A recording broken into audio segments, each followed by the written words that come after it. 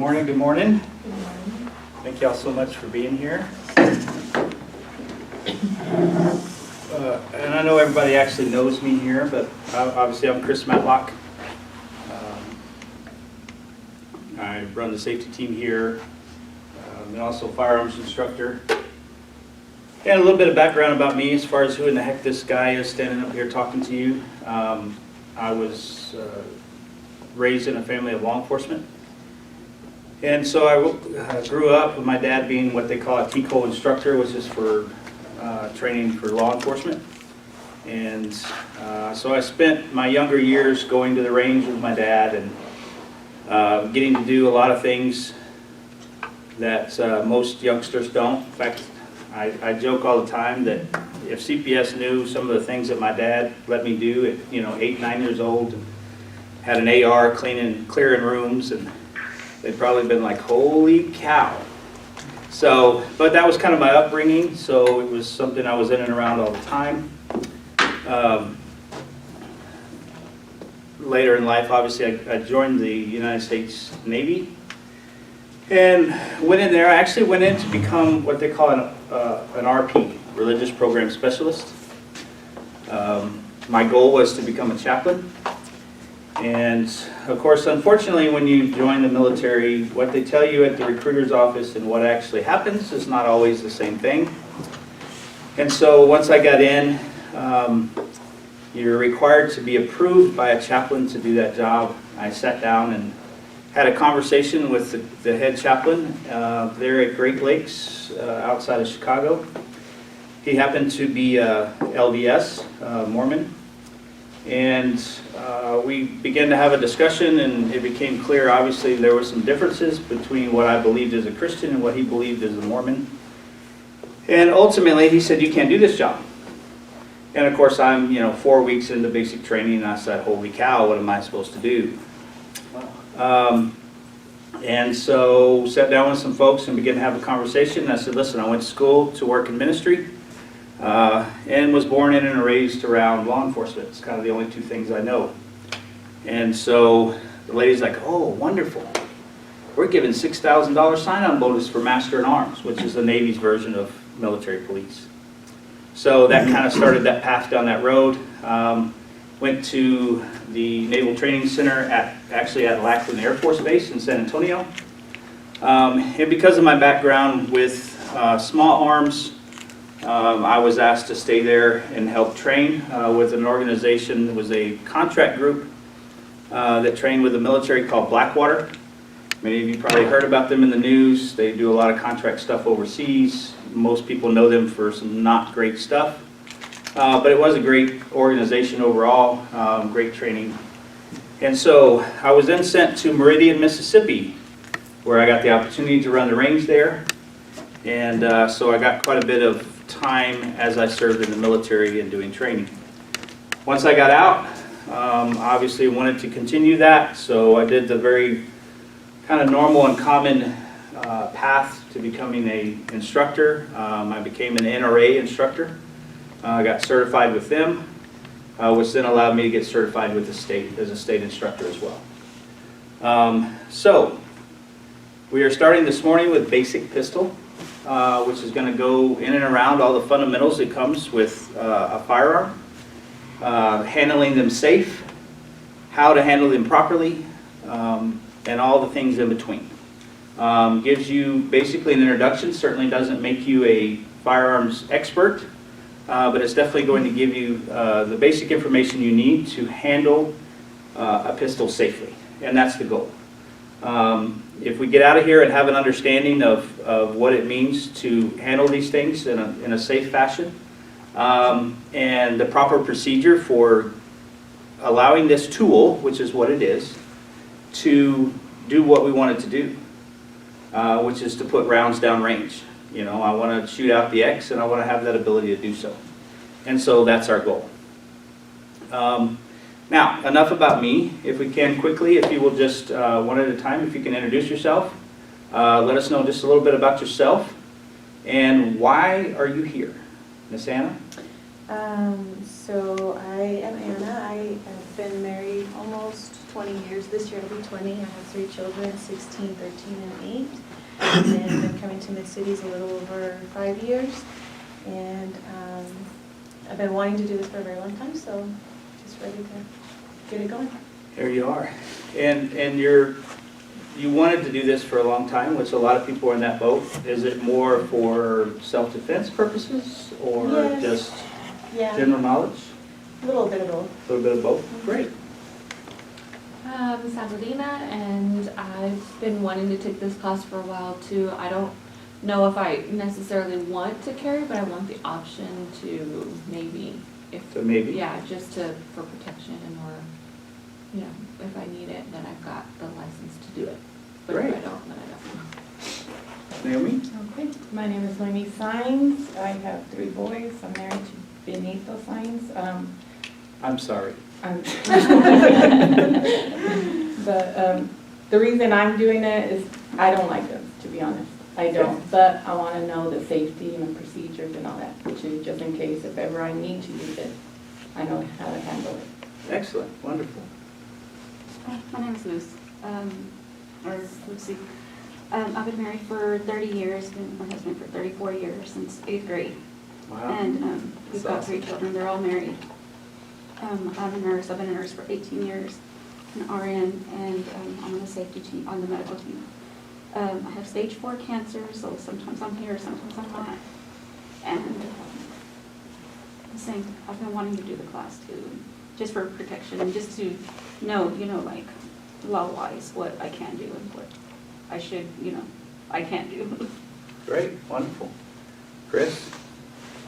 With a great name. Right. Chris, I work with Chris at work at CLS. I go to Antioch Church, which is there in Odessa off of Tanglewood and Maple. I'm married 13 years, have 3 kids, 9, 10, and 11. Busy. For a moment, yeah, still busy. Yeah. And I've been wanting to take a class for a while as well, just never got around to it, and opportunity presented itself, so I taken it now, and it is for the knowledge of being a law-abiding gun owner, and the knowledge of handling a pistol, loading, unloading, cleaning, Excellent. self-defense. Not sure if I'm gonna. Oh, the church did ask if I was interested in being on the security team over there. So this is a step in that direction. Right. So. Well, that's great. And obviously, you know, I've taught many of these classes. And about 98% of the time, I get very similar answers. Folks, especially in the basic class of, hey, I just want to gain some knowledge. I want to have an understanding. I do get a pretty good percentage of folks, kind of like you, Naomi, that are not necessarily gun fans. You know, this is not necessarily I want to go out and have a hobby of shooting. Although I will forewarn you that once you get the opportunity to do it, is a little bit addictive because it does become a lot of fun. So I always tell people, you know, I used to play golf as well. Honestly, haven't hit the course in many years, but you know, it got to a point and I had all these expensive hobbies, and I'm like, I got to try to narrow them down a little bit. And so, but firearms is a lot of fun. I tell folks all the time. My wife also is going through, she has stage 3 breast cancer, although she is, praise God, as of right now, is cancer-free in remission.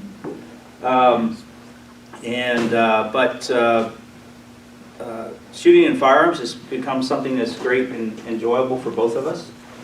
And so, you know, we get an opportunity, and a lot of times the date night is, hey, let's just grab some food, throw it in a picnic basket, and run out to the range and put some rounds down range. She enjoys it. Now, when we got married, not so much.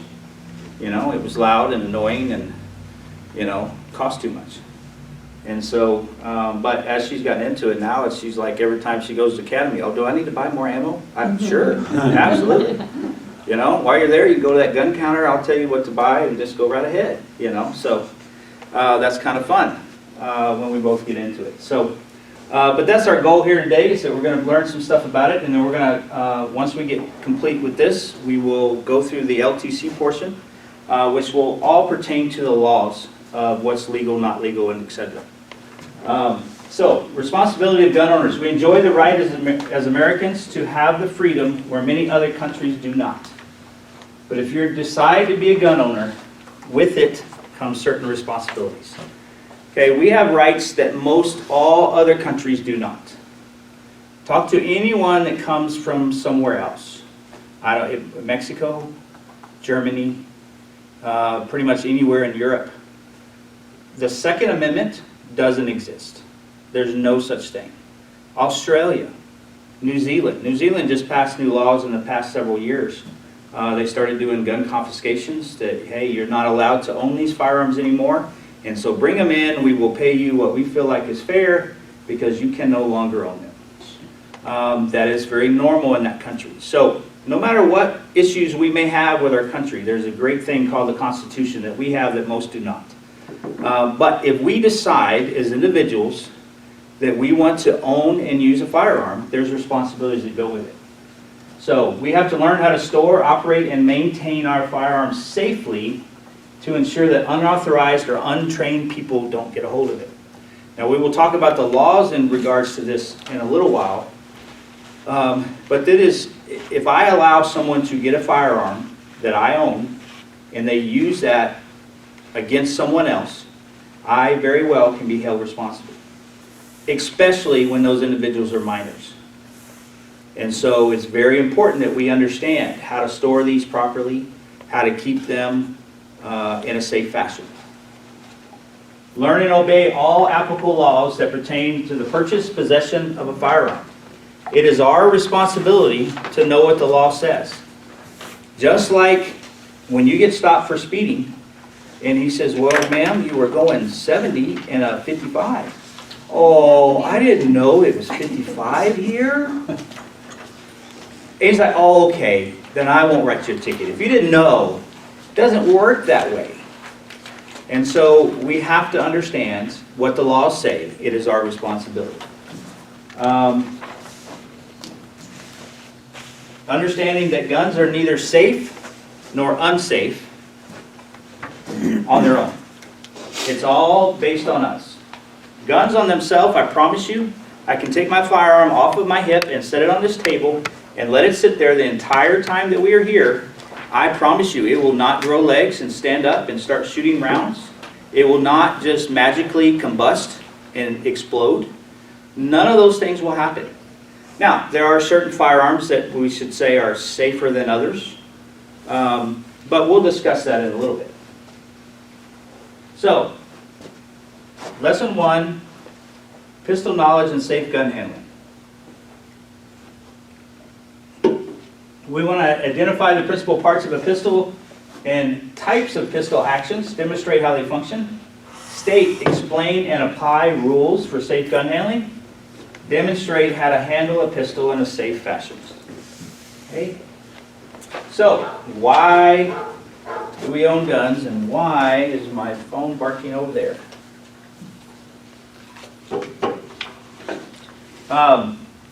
Recreational shooting. Like I said, if you start shooting, haven't done it much, but you go out and start doing it, I promise you, it is addictive. When you start, especially when you start getting proficient at shooting, you're like, man, that was kind of fun. I like this. Now, as long as you don't pay attention to what it costs to go buy ammo. Okay, my wife gives me a hard time all the time when we do our budget.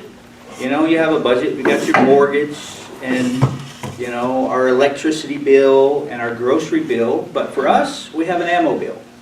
Okay, and it has to be in the budget. I go through about 1,000 rounds every 3 weeks or so. I shoot a lot.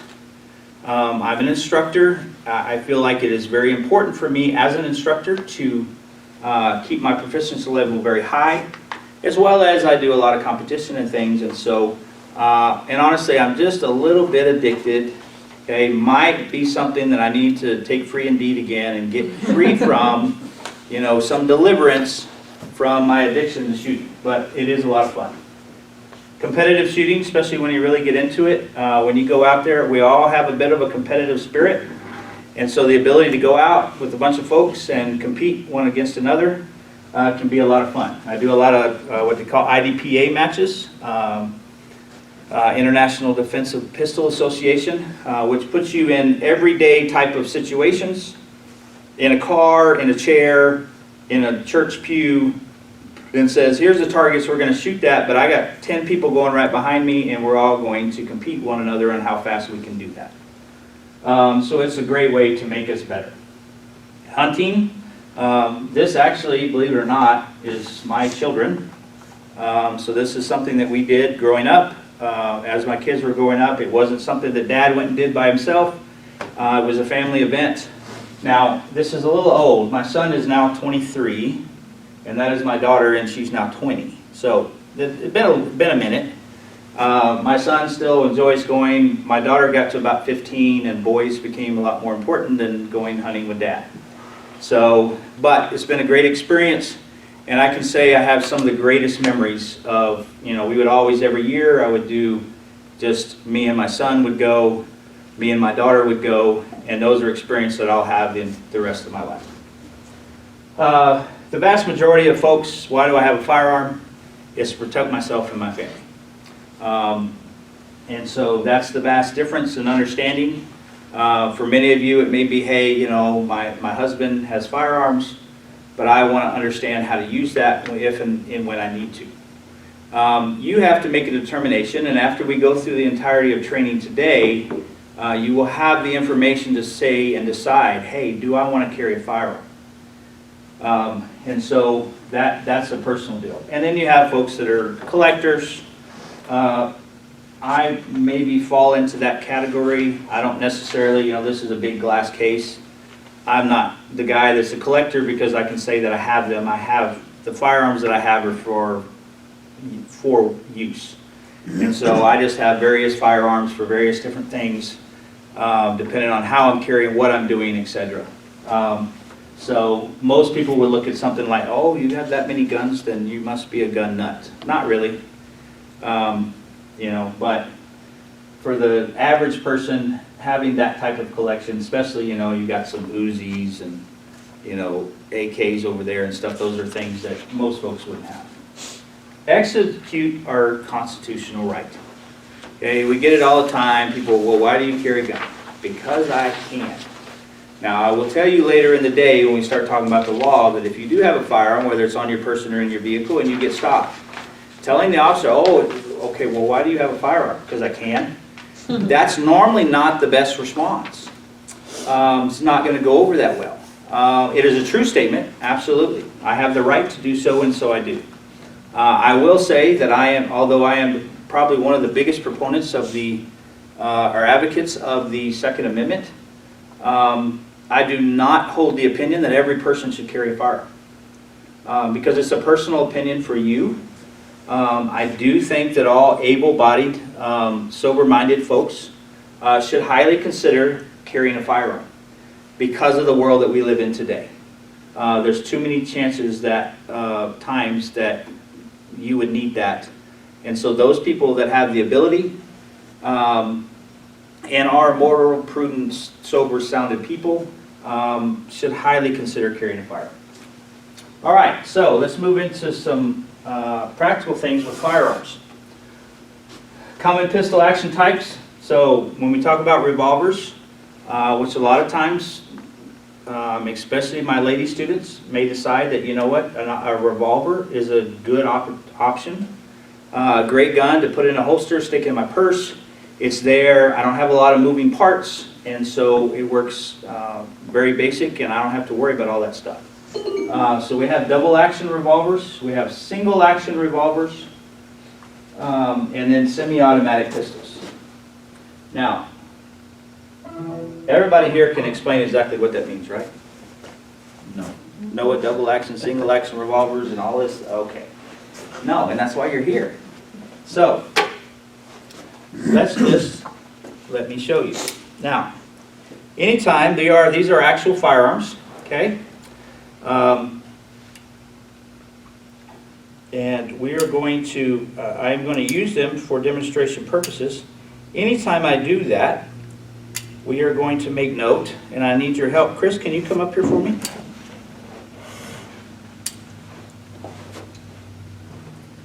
Okay, so now this is a revolver. Before I do anything else with it, I've already verified for myself that it's clear. What I'm going to do is I'm going to ask Chris. Now you see the hole right there? Okay, this has a cylinder that does not open. Okay, and so you simply rotate it. So as I'm rotating that, I want you to see every hole. There's absolutely nothing in it. Now this holds 6 rounds, but what I'm going to do as I do that, this thing is being very contrary. As we go around, that we're doing that. To verify each. Well, you see that no, we've gone way more than 6 times Right. and there's nothing in it. Correct. You would agree? I agree. All right, thank you. You can have a seat. You don't have to stand up here the whole time, would you? Man. So, this is a revolver. Okay, obviously, since this revolves, okay, it turns as I fire. Now, this would be considered, we have double action, this would be considered single action. Anytime we talk about single or double, the only thing we're talking about is what action the trigger is doing. When I pull the trigger, what is it doing? So this being a single action, you'll notice the hammer is down. Okay, it's not cocked, if you will. Everybody's typically seen a Western, and you see folks that'll cock it like so. Okay, this firearm,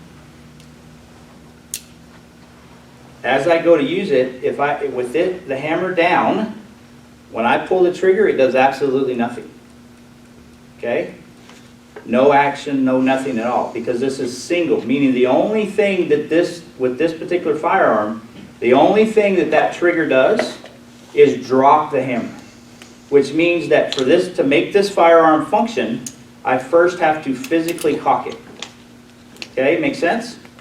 Yes. So now that it's cocked, if I go to pull that trigger, now it drops the hammer. So it's doing one action. Does that make sense? Mm-hmm. Okay, so every time with this firearm, doesn't matter. If there were rounds in this and it would go bang, I have to cock it again. So again, when you see the old Westerns and you see the guys that are sitting there doing this, trying to shoot real fast with the old-time Western guns, that's why. It was a single action gun, and so what they're doing is they're actually holding the trigger down and they're manually working that, and it'll go bang, bang, bang, bang, bang. And if you'll notice as I do that, every time I do, that cylinder's moving. It's going to the next round, the next round. So this would hold 6 bullets, and I would go bang, bang, bang, bang, bang, and now it would go click, because it's now empty. And so then I have to, if I wanted to empty this, you'll notice that there is a little lever right here. I push that lever open. It has this nice little lever that the round that was in there would go, well, you got to be on a cylinder there, silly. I push it back. You can see, and I'm going to do this in a fashion that I never point that. You see the rod that's coming out? Okay, every single time, and then I would simply turn that, and I would have to do each individual bullet. So, would this be a good option for a self-defense? You think it would be very quick or easy to use? No. Okay, but this is actually a little .22 revolver pistol. When my son was, 9 or 10 years old, we'd go to the hunting ranch. He thought it was really cool because Dad would let him carry this in a holster on his side. As he had learned how to use it, and he knew that, okay, even though I get to carry it, I don't actually get to use it until Dad says, hey, there's a rabbit, you can shoot the rabbit. Whatever the case may be. Oh, hey, I set some cans up, let's do this. And so he got to carry this. But other than that, this is not a normal, this is just what we call a plinking gun. You go out, and it's fun to shoot, but it's really not a self-defense gun. So, now I didn't actually bring a double action revolver, but we will use a semi-automatic to simulate that. So Dina, can you come here please, ma'am?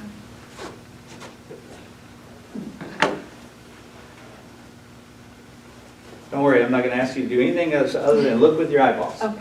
Okay? You see that there's absolutely nothing inside there? Mhm. Okay? You see that that is absolutely empty. Mhm. Okay? All right, thank you, ma'am. So all we're doing, and once again, is I always want to have someone put, other than myself, put eyes on a firearm that it is empty. Okay? I do what we call dry fire practice all the time at my house. I drive my wife nuts because I'll walk in there and I say, here's my firearm, and hey, can you look? Can you look? What am I doing? I'm simply double checking. I have someone else that looks, because 9 times out of 10, the accidents that happen are people that are not paying attention. How many times have you heard of somebody, oh, so-and-so accidentally shot themselves while they were cleaning their gun? Well, how did that happen? How do you clean a gun with a bullet in it? Well, obviously they did, because they put a hole through their leg. And so it's just very cautious that we're making sure anytime that we're going to handle firearms. So this was what we considered double action. Now, whether it was a revolver or a semi-automatic, it's all the same process. Double action meaning that we're still talking about what the trigger is doing. Okay, now then the trigger actually is doing 2 actions. It is going to bring the hammer back, and it is going to drop the hammer. So in other words, with this one, the hammer is forward. Okay, as I go to pull that trigger, oh, this has a, shoot. Let me find the magazine for this gun.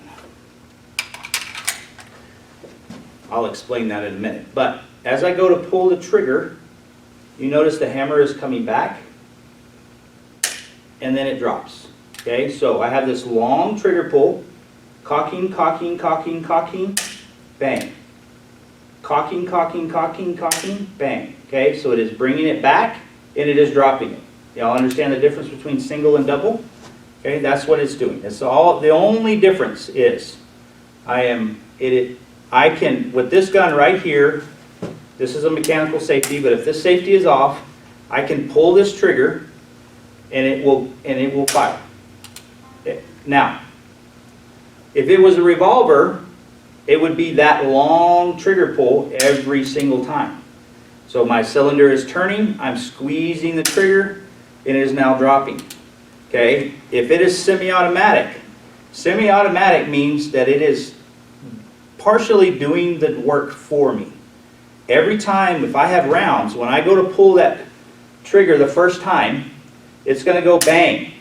When it goes bang, it uses the pressure caused by recoil. Everybody understand recoil, like the kickback, like people say. Okay, it has a spring that is going to work this slide. It is going to eject the round I just shot, and it is going to cock my hammer. Okay, and you notice now my hammer is back. So the first round would be long.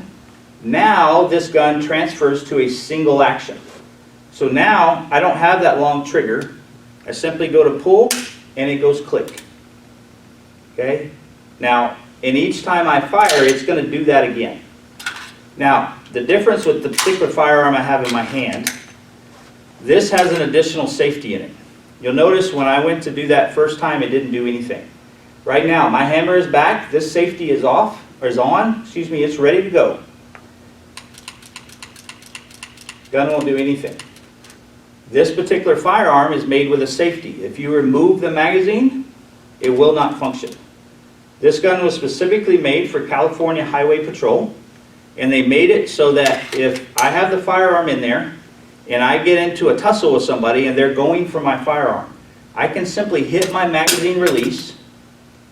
If I'm afraid that they're going to get my gun, take the magazine out and that gun will not function. Okay? It's just an additional safety. Every manufacturer has various different types, and we will discuss those in a bit. But does everybody understand the difference between single action and double action? Does that make sense? And I'm just pulling magazines on the floor. Well, okay. Chris, okay, you are the keeper of the clicker. Okay. Okay, and what I mean by that is every time I set this thing down, I just want you to pay attention. Because I will spend half the day looking for this silly thing. Because I do stuff and I set it everywhere and it's like, where did it go? Do I have helpers? They're like, where did I go? I keep saying that I'm going to paint it neon green or something, but So, rules for safe gun handling. With the remote. We've seen some of those in action, but we want to make sure, and these are the three things that, as long as I do these three things, you will always be safe with firearms. Always keep a gun pointed in a safe direction. You notice is the entire time that I handled that firearm, I verified it was unloaded. Y'all verified that it was unloaded. Did I ever point it at you? No. No matter what, no matter how many times I verify that it's empty, I always, it's what we call muzzle discipline. Okay, the muzzle is the end of the gun where bad stuff happens. I never ever point that any direction that I don't want to shoot. Okay, at any given time. The only time that I will is if okay, it looks like that. Now I'll point this. Now I'll look down the barrel, do whatever. This gun is in pieces and it doesn't matter. Okay? So very simply, now people are like, what in the world? Now this is a Beretta, what they call Beretta 92. This is the standard issue firearm for the United States Navy. Well, most branches actually outside of the Army. So I carried this for a lot of times and broke it down. The whole, you see the old movies and, oh, you got to take it up. Yeah, they really do that. Like blindfold you and can you take it apart? So you learn how to do that because if you get in a pinch and all of a sudden this thing's not working, I need to be able to quickly be able to figure out how to fix it. So, but that's the only way that I'm going to point a actual firearm. And there I go again. It's on that table, I believe. Oh. There it is. Good job. Good job. I know, I'm the guy for this. Always keep your finger off the trigger until you're ready to shoot. Now we will talk about exactly how we do that here in a little bit. But I never ever put my finger on the trigger. Okay, and it is a natural action. If I hand this to a 2-year-old, where do you think his hand's going to go? On the trigger. It's just a natural thing. And so I have to learn where to put my finger.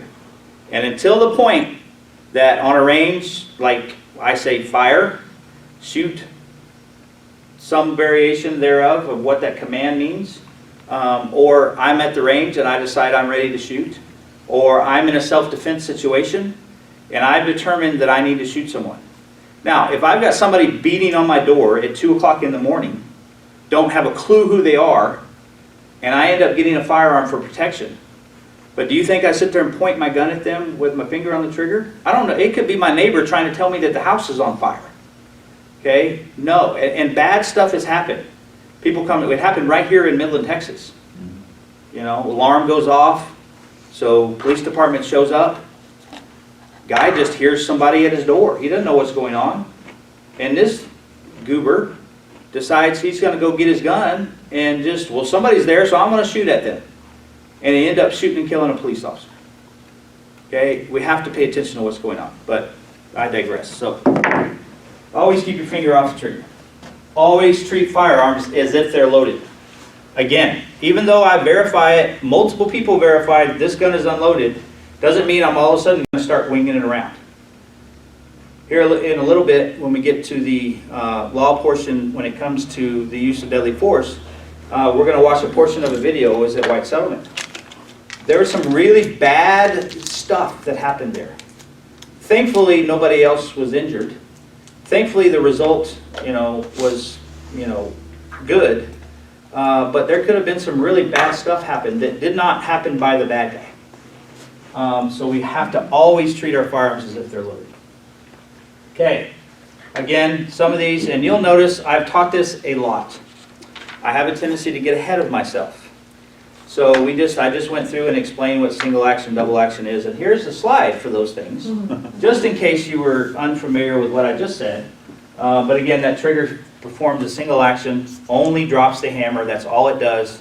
There are variations both with revolvers as well as some semi-automatic firearms are single action only. So we refer to, a lot of people carry, they're commonly referred to 1911. That's simply a model of a firearm.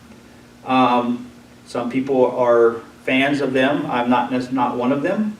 But they're kind of cool looking guns. If you've ever seen a picture of like a Texas Ranger, that's what they carry. That is a particular firearm that works as a single action only. So if you look at their firearm when it's in the holster, it is actually cocked. That hammer is back, and then it has a safety that's on. And then once you shoot the first round, obviously that slide is redirecting that. But we'll get further into that in a minute.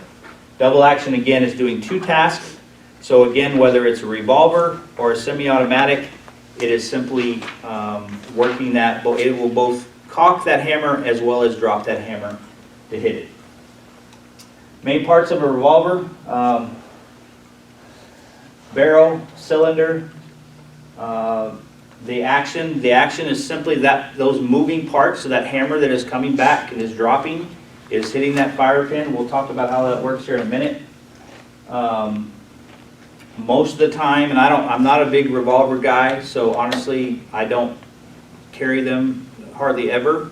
But most of the time, that cylinder within that firearm, you can actually open it up. It will come open, and I'll show you a picture of that here in a little bit. And allows you to take those rounds out. You know, back in the day, even law enforcement carried revolvers, and so they have ways that they can do that very, very quickly. But it's still not anything like a semi-automatic. So, and we'll go through that. Quickly going through, I don't think there's anybody here that has the desire to be an armor, like in other words, work on guns. But this is really just a basic understanding of what the parts are. So we have, when we refer to the barrel, okay, the barrel is the actual tube, the hole, okay, that round is coming out of. When I go bang, it is shooting out the end of it. That's the barrel. You know, the actual metal part. Okay, the bore refers to the hole itself. Okay, what's that? You know, that hole. And then we have like rifling, which if you've ever watched, say, you know, some, you know, forensic files type of shows, and they're like, oh, so and so, and he was shot, and we compared this bullet to the bullet that we took out of the individual, and we were able to match that. That comes from rifling. Okay, there is strifling and rifling that makes the bullet, as it fires, it makes it spin. Okay, it's no different than like a bow and arrow that has feathers on the back of it. It allows it to spin, which allows that thing to travel straight. If I have a gun, and people will do it when they're trying to, you know, I don't want to have marks on there. And so they'll take a drill and they'll literally drill it out.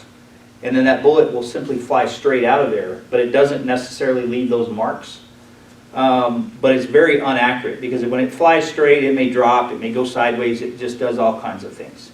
So that rifling, which is different for every gun, will make that bullet spin and makes it fly straight. The muzzle is just simply the end of the firearm. Okay, that's where the bad stuff happens. Okay, if I put my hand in front of the muzzle and pull the trigger, I'm going to have a hole in my hand. That's where we don't want to be. Front sight as well as rear sight's not up there, but essentially your front sight is the main point of focus when I am aligning the gun. Okay, so I take the rear sight and the front sight and I line those up with whatever I'm aiming at, and that makes my round go where I want it to go. Okay, I'm not just pointing it out there in the general direction and hoping for the best. Okay, there's a way to do that properly, and we'll go into more detail here in a minute. So, semi-automatic, simply, again, when we're talking about the difference between a rifle and a semi-automatic, as you can tell from this versus the other picture, there's a lot more moving parts to a semi-automatic. There's a lot more happening there. So we have a lot of the same stuff, but in a semi-automatic, we have a slide, okay, that is actually working there. You obviously have your front and rear sight. You have a hammer. Okay, that hammer can be external or internal. Now, what do I mean by that?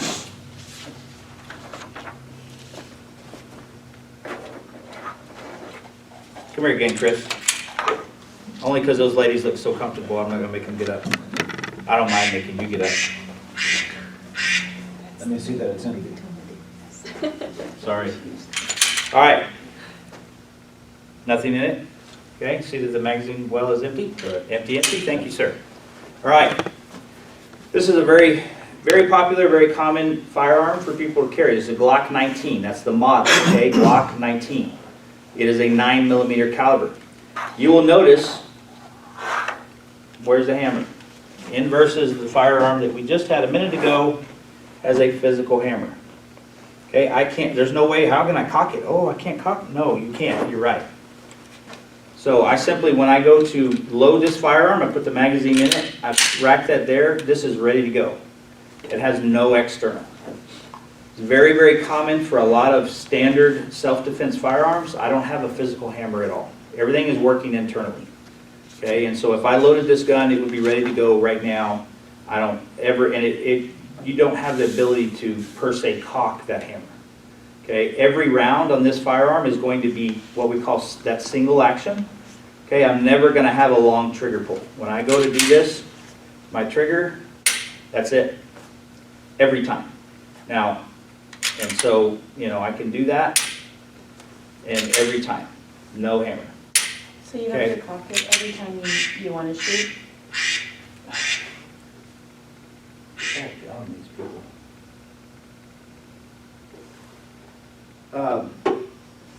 No, ma'am. I'm doing that because it's unloaded. So if I have a full magazine, which we'll get the magazine, obviously we're not going to actually load it. Okay, this is the magazine for it. If this had rounds in it, I would put that in there. And when I put that in there, and then I would simply rack it. Okay, now, when you have an empty magazine and you rack it, it's going to lock to the rear. Okay, so it's a little trick I like to show, especially ladies that seem at times will have issues with these slides, pulling it all the way back and making it lock. There's also a lever here. I can do the same thing. Okay, I'm pushing that up to catch it. Okay, sometimes that's hard to do. And not really just ladies. I got a lot of men that can't seem to get that thing up there and do that. Okay, well that's fine. If I have an empty magazine, I can simply put that magazine in there. The magazine does it for me. Then I can get rid of the magazine if I want to. But with my gun sitting like this, I put rounds in this magazine. Okay, I'm now going to insert that with the rounds in it. And then I simply grab the back of it. Let it go, okay? Now what it did is it grabbed the top round that was in this magazine. Okay, I can't do it without a bullet in it. But it grabbed the top round, and it's now loaded, ready to go. When I go to pull the trigger, instead of it doing click, it's going to go bang. When it goes bang, that slide is going to come back. That empty round is going to eject out, and the new round's in it. And I'm now right back to doing it, okay? So I can, and that's where it's called semi-automatic. It's doing, I don't have to do it every time. It's doing it for me. So I can simply, this gun will fire as fast as I can pull the trigger. It will continue to fire. Make sense? You getting all this, Jody? I just want to make sure you understand. Excellent. Thanks, sir. He struggles sometimes, so I just have to tell him that. There I go with the clicker again. It's right there. So, thank you, sir. It's so helpful. We have our trigger, obviously, our trigger guard. What we call this slide stop, okay, that was that button that I was just pushing up to put it back. When I'm locking it and I want it to stay back. Okay, every firearm has some variation of that for the most part. Once again, we'll use examples because it's always easier, at least for me, to see these things.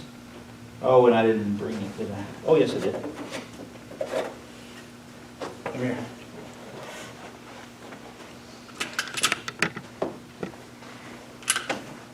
Empty? Empty? Good. Thank you, sir. All right, so this one's just a little bit easier to see.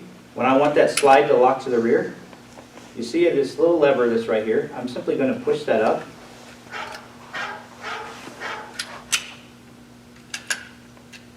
Come on. Now you need to, even me, and I've done this 100 million times, sometimes it's a little bit frustrating. So again, if I put a magazine in there that's empty, it'll do the exact same thing. Okay, but I can see this, and again, I'm going to walk over this direction where we can see that lever right there. So as I go to pull that back, I am simply pushing that up. And I picked probably one of the worst ones. You can see now how that went up, okay, and locked it to the rear. Okay, this is a SIG 365, which is a great firearm, but it's not always the most helpful when it comes to things like that.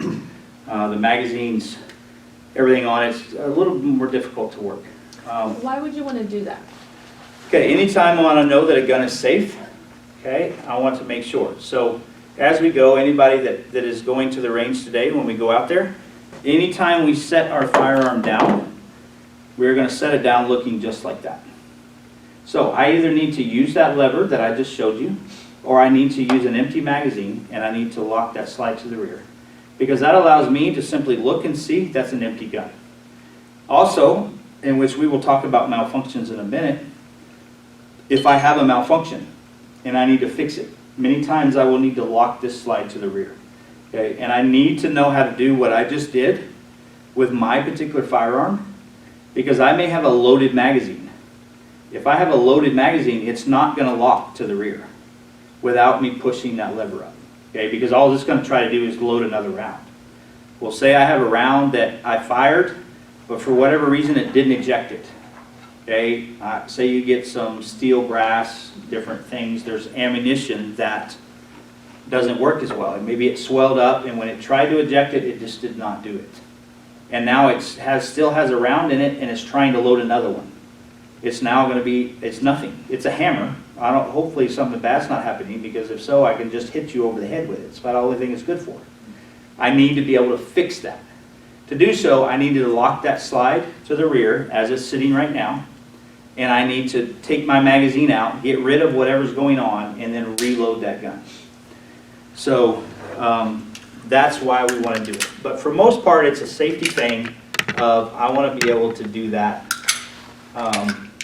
every time so that I can do it. And again, I'm just pushing that back, and as I'm doing that, I'm pushing that up with my finger. And like I said, those of whether it's today or whatever point in time you decide you want to go to the range, you will get hands-on ability to do that. We simply don't do that in the classroom for obvious reasons. Okay? Does the slide get easier, like, to pull back? It depends upon the firearm. Okay, that particular gun, no. That gun is more difficult. For those that have an issue with that, they make firearms specifically for that purpose. We get it sometimes with older folks. They don't quite have the strength in their hands. Whoever it may be. They make it's called the, my mind just went blank, but it's called the EZ. Okay, as in the ease of the pulling, I can literally take the gun and pull the slide back with 2 fingers. So it's just easier. I have a gentleman that I work with that he carried at what they call what I was talking about, a 1911 .45 caliber for many years. He had open heart surgery, and it got to a point he just did not have the strength anymore to do that. So he decided to buy him a revolver, and he now carries a revolver because he doesn't have to function that. You know, he's like, hey, when I go on my evening walks, I've got that. I got 6 rounds, I'm good to go. Because I don't foresee that I'm going to need any more than that. And that's most likely exactly the case. So it just depends on the individual, but there are all kinds of guns out there for those specific purposes. And that's it's called the M&P EZ. They carry it in a 380 and a 9mm, and they are very popular. So anyways, okay, moving on. We've kind of talked about what that slide does, but again, that slide, the whole purpose for that slide is that every time I pull the trigger, it is taking that recoil, it is pushing that slide to the rear. Make sure I use one that we've already cleared. It is pushing that slide to the rear and going forward and loading the next round. Every time I pull the trigger. If I'm pulling it fast, every time it's doing that, doing that, doing that. Okay? So, and it's going to go until there are no more rounds in there. And then again, once I have that empty mag,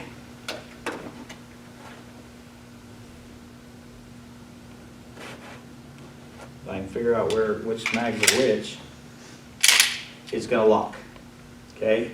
So when I'm firing a gun and I'm going bang, bang, bang, bang, and all of a sudden it does this, it's not gonna do anything, Empty. okay?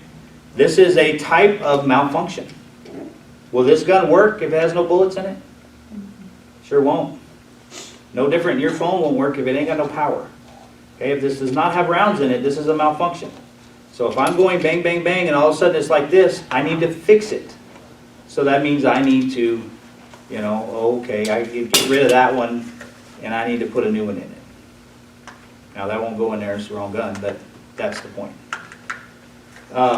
And so as we learn how to do that, again, we have to understand that being empty is a malfunction that needs to be fixed. Okay? So that's the slide.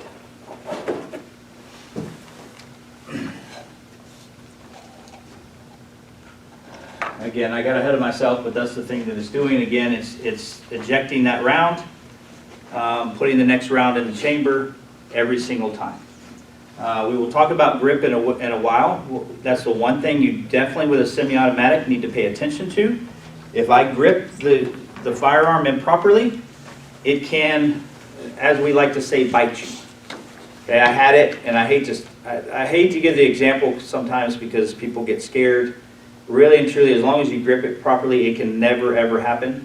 But I did have an individual that he gripped it improperly. He took his thumb of his, what we call our support or your weak hand. Most people, is it, everybody right-handed in here? We got any lefties?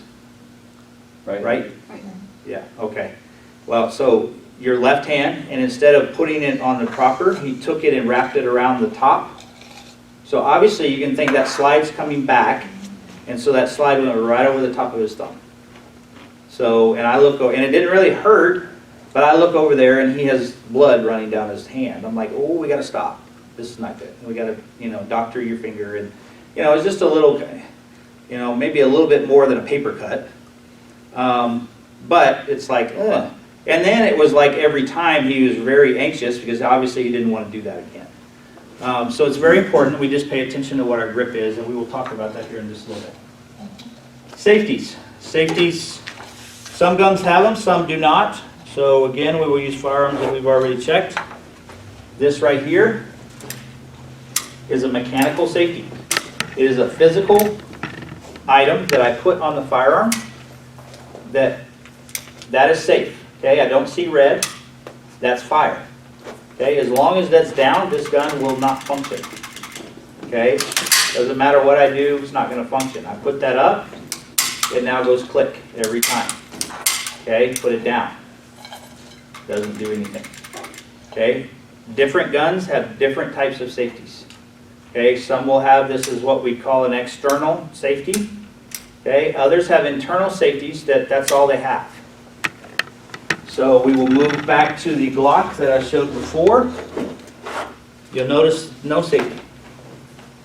There's nothing there. Oh, what's going on? It actually has a safety in the trigger.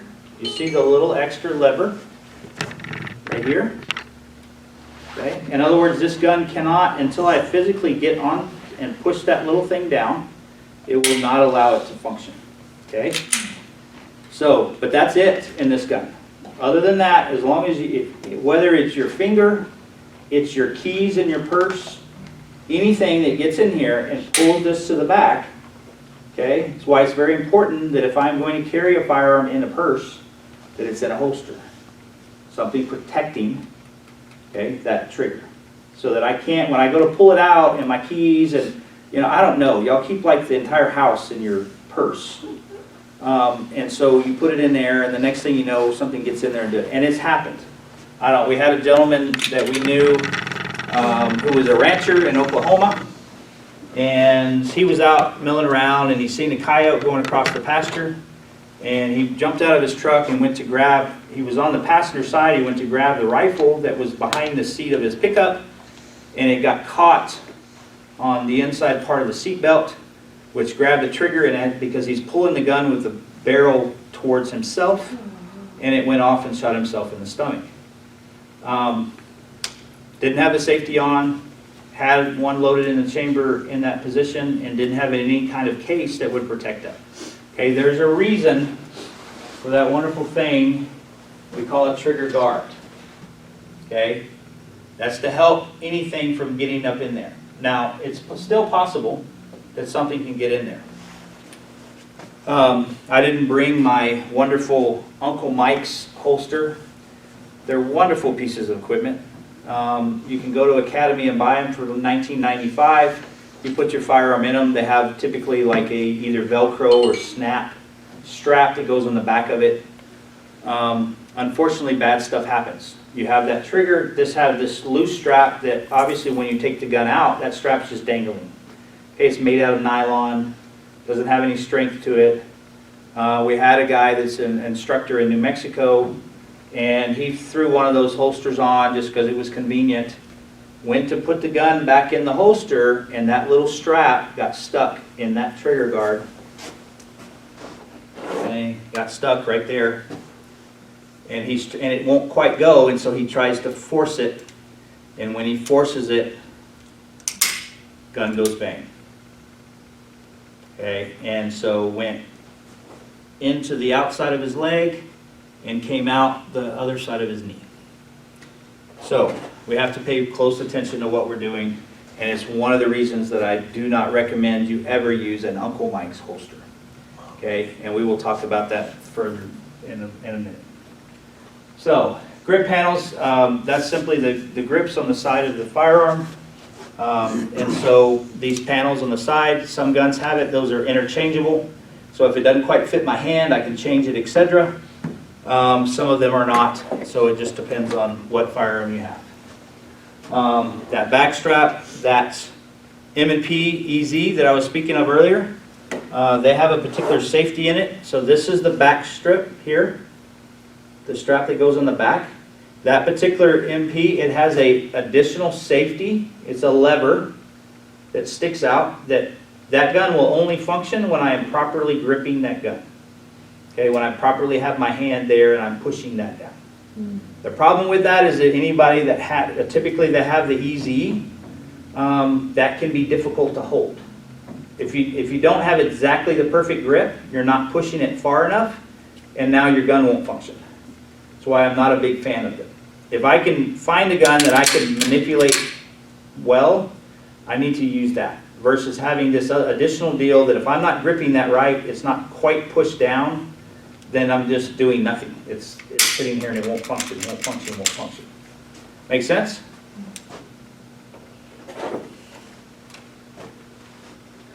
Magazine release. As you've seen me work several times, but again, it's simply the button that's allowing that firearm, that's not the right magazine.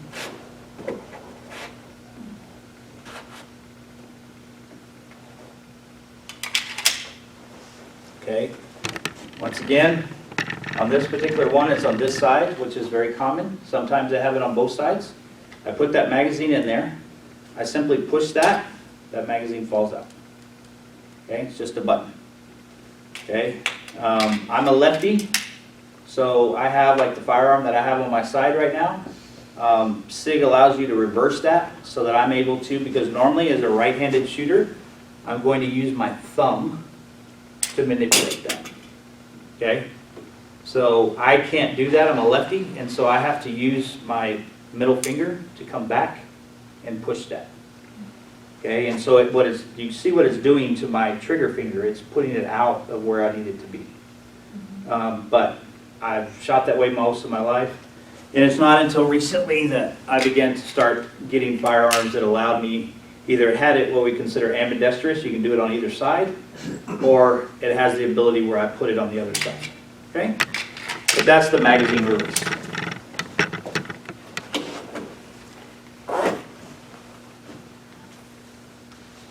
Where'd the clicker go? Always over there. Telling you. Trigger guard, we discussed that. So, types of semi-automatic pistols. We've gone over some of this, but basically we have the idea. We have single action. What we consider the 1911s fall under this. Again, these are where that trigger only drops the hammer. So these are when they are carried in a self-defense fashion. They're carried with the hammer back with the safety on. So that type of firearm, which this is a mock, Okay, and everybody understands this is a piece of plastic, right? Okay, it does nothing. So it's carried, you notice the hammer is back. It would have a safety right here, and so I have to learn that if I'm carrying this firearm, as I come out, I automatically am taking that safety off. Okay, because that, again, that gun is not going to do anything without that. Okay? We have what we call traditional double action. That means that the hammer is forward. So any of these firearms that I have over here that we've looked at today, okay, are going to be, so in other words, the first time I pull the trigger, the hammer is down. It'll be long. And then after I shoot it the first time, it's going to cock it for me, and now that hammer is going to be back. So the first shot is going to be double action, long pull. Everything thereafter is going to be single. Okay? And so it will be cocked, and now it's the short trigger pull. Okay? We also have, and then the other variety of that would be ours. Again, we have no hammer here. So these firearms are simply, every time that trigger that I manipulate it, it's going to be the exact same trigger every time. I don't have a long one and then a short one. Okay? And then you also have some firearms, especially for beginners, I do not recommend it. Oh, I got my little dot there. I forgot about my dot. They're double action only. Okay, that means that every single round that you pull, okay, when that slide goes back, it's not cocking that hammer for you. Okay, and so it's going to be a long trigger pull every single round. There's a brand right now, and I don't, SCCY, Sky. Most of their guns are double action only. It's a long trigger pull. It's more difficult to learn with a double action only. Now once you get used to it, it's not a big deal. It just means that that trigger is longer to pull. But you have the tendency, because it's longer to pull, what am I doing as I go to squeeze that trigger is I'm using my whole hand, and I drop those rounds. So if you're right-handed, I can tell really quick, because instead of the rounds being in the X, they're going to be down and to the left. Okay, because I'm doing this with the gun every time. And so it's much easier to make that mistake with a double action. Okay? Loading, unloading, cocking, and uncocking. We're not really going to talk so much about revolvers as far as that goes. But we will quickly, again, as I said, we would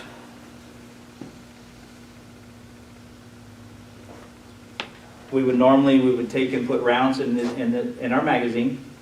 We simply put our magazine in the firearm, and again we pull this all the way back and we let it go. Now that it's not going to go because it's empty, but we're now cocked, ready to go. If I see that safety is off, I'm ready to go. Now on this particular firearm, this is called it's a safety, but it's also a decocker. So you notice what happens when I put it on. Hammer goes forward. Okay, it's now also decocked. So I can take it off, this gun will fire, but again, that first round is going to be that double action. Okay, when I am loading a magazine, and I simply want to show you with these dummy rounds what we're doing. Okay, so stepping over here, when I'm going to go to put rounds in there, I have a magazine. You notice that has a spring. I can push that with my thumb. Okay, I want to slightly push that down. Okay, but I don't want to put my thumb all the way up here because I have nowhere for this round to go. Okay, so I'm simply pushing that down. I'm using the partially.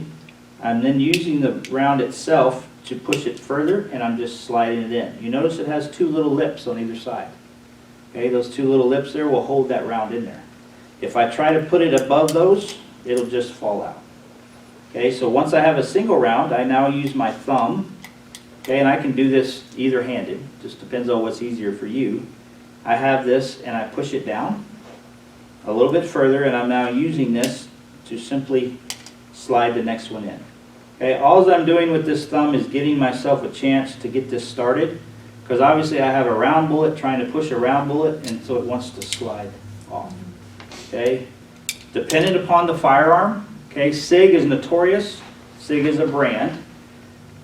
And they're notorious to have very hard springs. So as you load it, especially the fuller you get that magazine, the more that happens. Okay, we're going to take all of these out.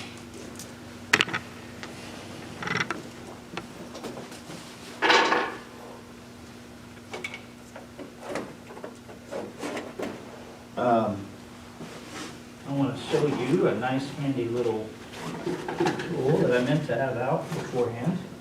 I'll say that if I have it.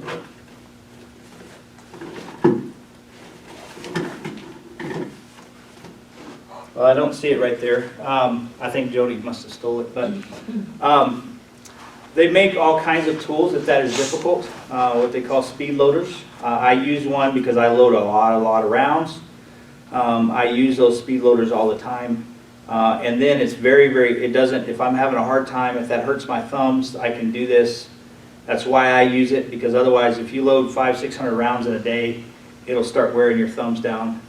And so I will use that. It doesn't take any strength whatsoever. I'm simply pushing it down and the round will simply drop in. Okay, so there's all kinds of different ways to do that, depending upon your particular firearm. Cause of firearm accidents. Ignorance, lack of knowledge, and carelessness. So, one of two things. Either I'm using a firearm and I don't understand how it works and something bad happens, but 9 times out of 10, it is folks that say that they're gun folks, that say they know stuff about firearms, but they do silly things. They get careless, and they don't check that firearm is empty.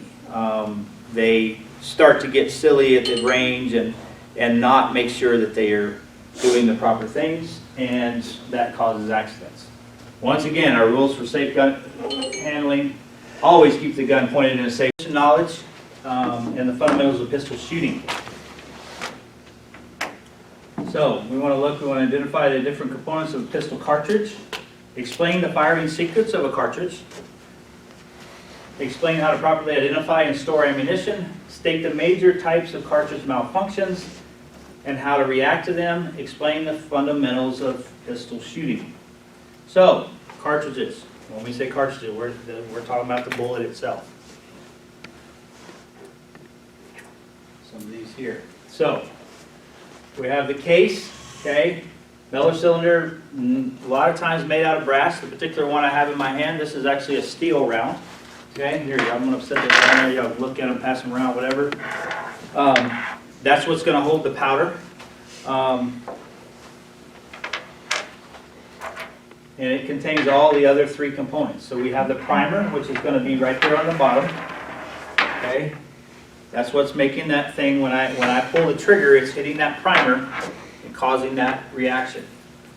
I have the powder charge. Okay, every single round, depending on the size of the bullet, has an exact amount of powder that goes in that. Okay, that makes it go bang. That's what that primer is igniting that powder. Okay, I have this little mini explosion that's happening every time I pull the trigger. And then I have the bullet itself. Okay, that's the actual part of the projectile that's going forward. There's all different types of bullets. Okay, these are what we call ball rounds. You notice at the end of them is just round. A lot of times they're made out of lead, and they'll have some type of they call it a full metal jacket. It has a jacket that's going around. That's what makes it silver. Okay, it kind of holds that together. And then as this goes, now when this hits the target, it's simply going to make a single hole. If I shoot this at an individual, an animal, whatever, flesh, it is going to stay relatively that size. Okay, now if it hits, say, a bone or something hard, it just fragments and it disintegrates. Okay, we shoot these all the time at what we call steel targets. Okay, they're targets made out of a thick steel. And so when I hit it, it simply makes a sound, so I know I hit it. And this bullet just disintegrates into a bunch of little pieces. It does not typically penetrate through that steel. We have then also what we call, typically would be defensive rounds. And anytime if I'm carrying in a self-defense type of means we will have it a lot of times, and you can pass that around. A lot of times there'll be hollow points. Okay, they're made so that when they hit flesh, they will expand. Okay, and they make themselves they make them larger than themselves. And so what you're looking for is ultimately the amount of damage that it's doing. Okay, now why would I do that? Oh, if I have to shoot someone, I'm not shooting them to kill them. That is a correct statement. I am shooting them to stop the action that's happening. Okay, there is a threat, and I want to stop that threat. I want to have a round that is going to be within the fewest amount of rounds possible, is going to do the damage to stop them from doing what they're doing. Okay, many times that means that I have to incapacitate them to do so. Okay, they're like, oh, well, why don't you, I heard that a politician say that, well, I mean, why don't you just shoot them in the leg? Well, because if I shoot them in the leg, they can still shoot back at me. Okay, and so if there is harm that is coming to me or to someone else, I need to stop that threat. And so I want to make sure that I'm carrying the proper ammunition to do so. Because again, the ballistics, what we refer to the ballistics, meaning once it hits flesh, what this does, it's what we call mushroom. This will, that hollow point and those striations will mushroom out, and it will begin to cause a larger amount of damage. They at times will fragment. A lot of times they say, oh, somebody got shot here and it fragmented and that bullet traveled down. I've seen it travel down and end up in people's legs, and but obviously it's hitting vitals as it does that. Okay, and that's really the goal, is that I want to stop that threat. Okay. When it comes to different types of fire, so we have what we call rim fire and center fire. Okay, that is simply where it hits. So normally, like a 22 round rim fires, when I see that bullet, I don't think, no, it's not on there, but the firing pin is actually striking on the outside of that 22 bullet. Okay, and smaller rounds typically shoot that way. It's much cheaper to make that ammunition, so if I go buy ammunition for, say, a 22 caliber, which is not a defensive round typically, but it's very inexpensive in comparison to other rounds. Right now, if it's ammunition, it's not cheap, period, but in comparison, it's not. Most, especially self-defense rounds, are what we consider center fire. So if you take any of these rounds and look at them, you'll notice that it has that primer that's in the center. Once I shoot this round, and this is now just an empty case, okay, you'll look at that and you'll see that there's an indentation. Okay, where that firing pin hit that, it's already gone off, and that is no good anymore. Okay. So our firing secrets. What's happening when we go to pull the trigger? Okay, so we have our rounds. They're loaded, and then that mechanical thing that you see on the back there. Okay, that's your firing pin.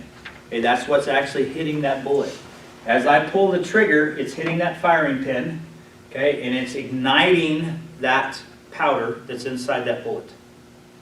Okay, so that it's igniting.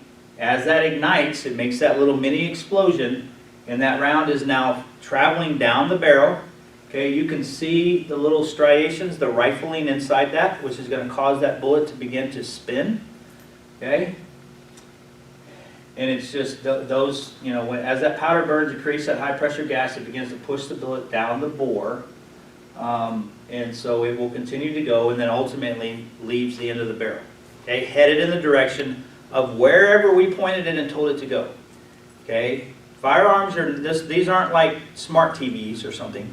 Okay, they can't, oh, we're just going to go where we know that you want to hit that target, and so we're going to go there no matter what. No, they only do what you tell them to do. They don't go off until you pull the trigger, and they only head in a direction that you told them to head. So if I'm aiming at a target but I'm not hitting the target, it's because I am doing something that is causing it to not do that. Now, it could be an issue with, say, the sights of the firearm, and what I'm looking at perceives to be the bullseye, but it's not the bullseye. But 9 times out of 10, it is something we are doing mechanically in the way we're handling the firearm that is causing that round to not go where it needs to go. Okay? So, cartridge designation and identification. Understanding. Every firearm will have, if it is a properly manufactured firearm, will have a stamp on it. It'll typically be stamped on the barrel. Many times it will be on the side of the slide.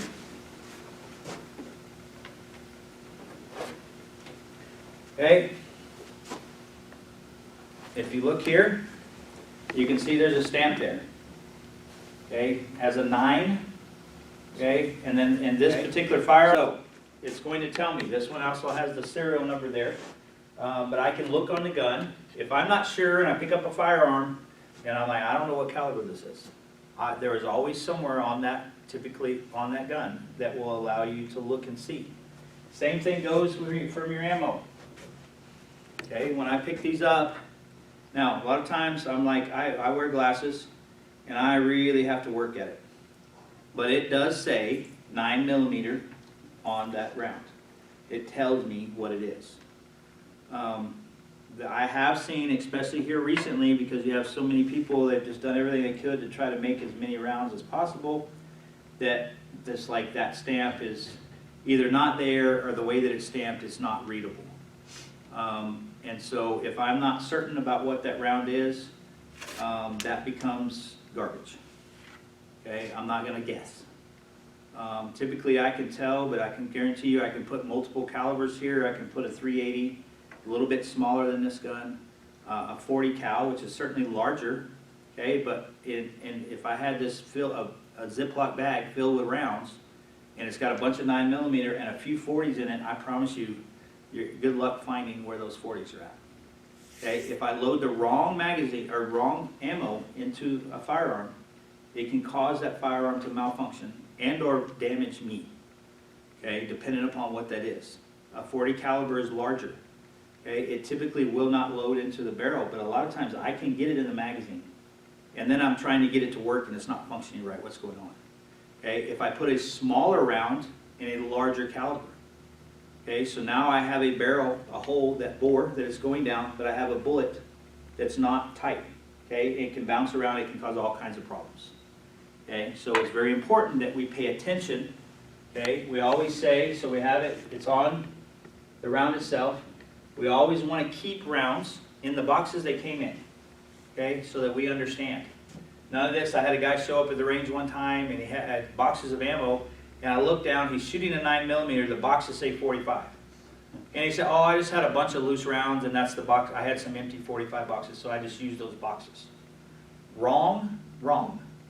Don't do that, okay, because now I'm not sure what's what.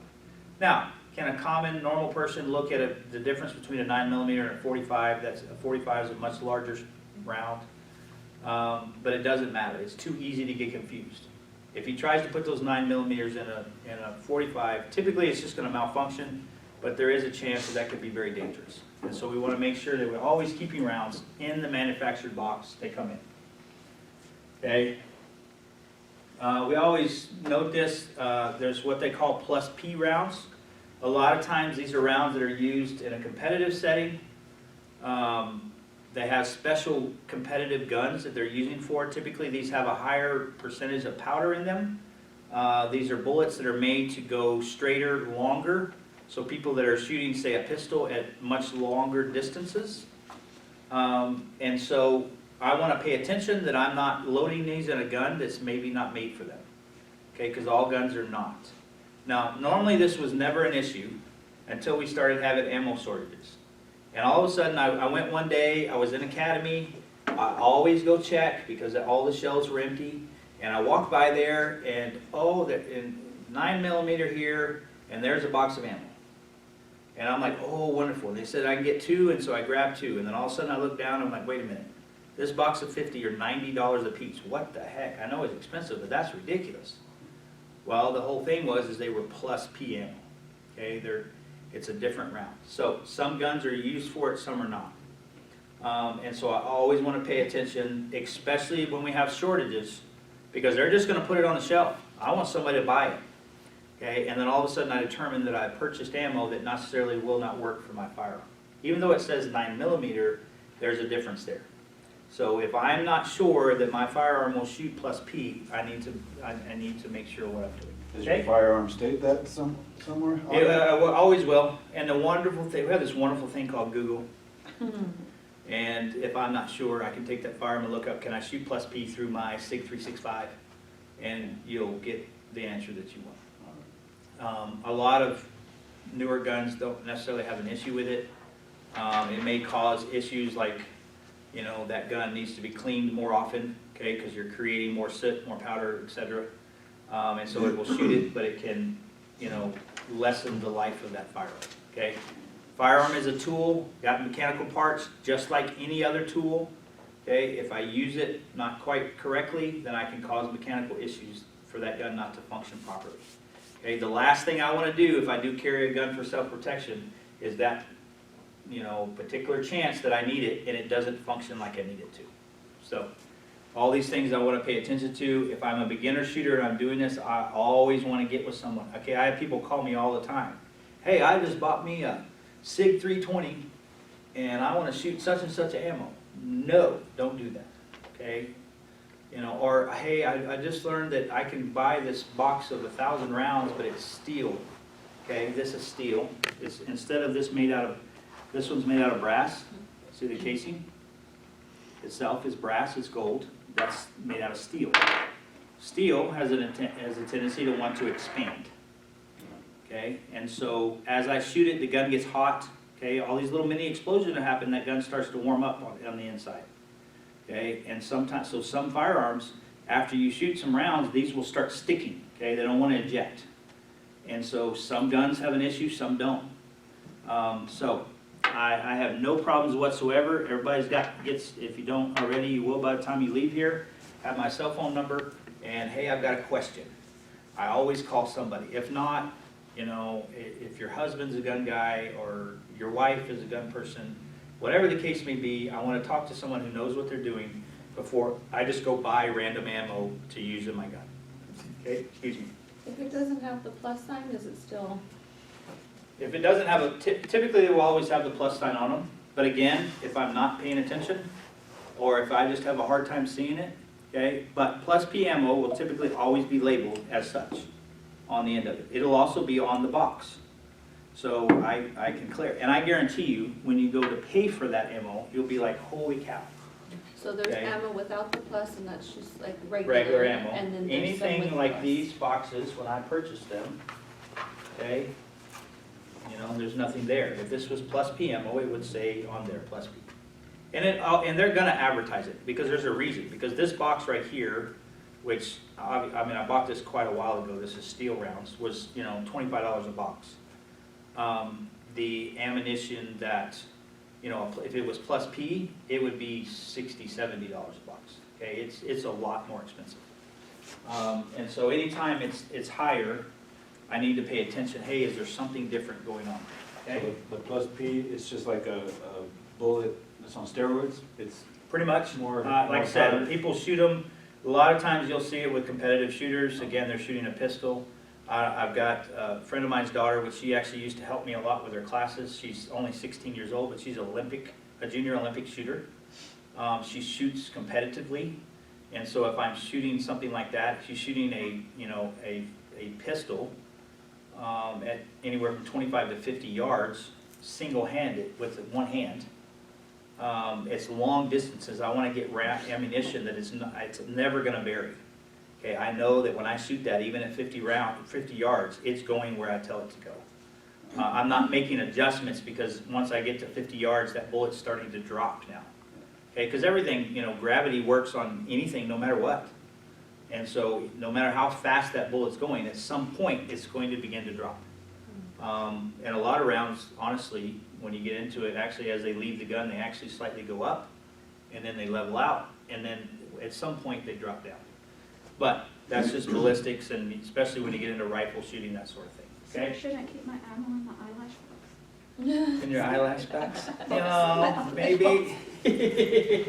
So, main thing is we want to keep it in a cool, dry place. Eyelash box. That's for another thing. And we want to keep it in that original box so we understand what it is, okay? And I have to do it all the time because I'm constantly loading and unloading magazines depending on what I'm carrying, what I'm using. And so I will typically end up with my lovely little stand that I have next to my gun room. Will have loose rounds on it. I keep hearing something. Somebody The lights on. Oh, They're looking for. somebody's looking for something. Okay, I'm like, I'm not, You're good, oh my God, sorry. hey, no, you're fine, I I'm heard just, your class still going on, I was like, I could have joined you. yeah, we're here, so, Sorry, I'm trying to be quiet. no, you're fine. So, anyways, we want to make sure that we keep it in that original box so we know what it is. Not having those loose rounds, I always try to go back. I also keep a container that is specific, for a particular round. So say 9mm. I have the old Folgers can, plastic Folgers coffee, and it is only for that 9mm.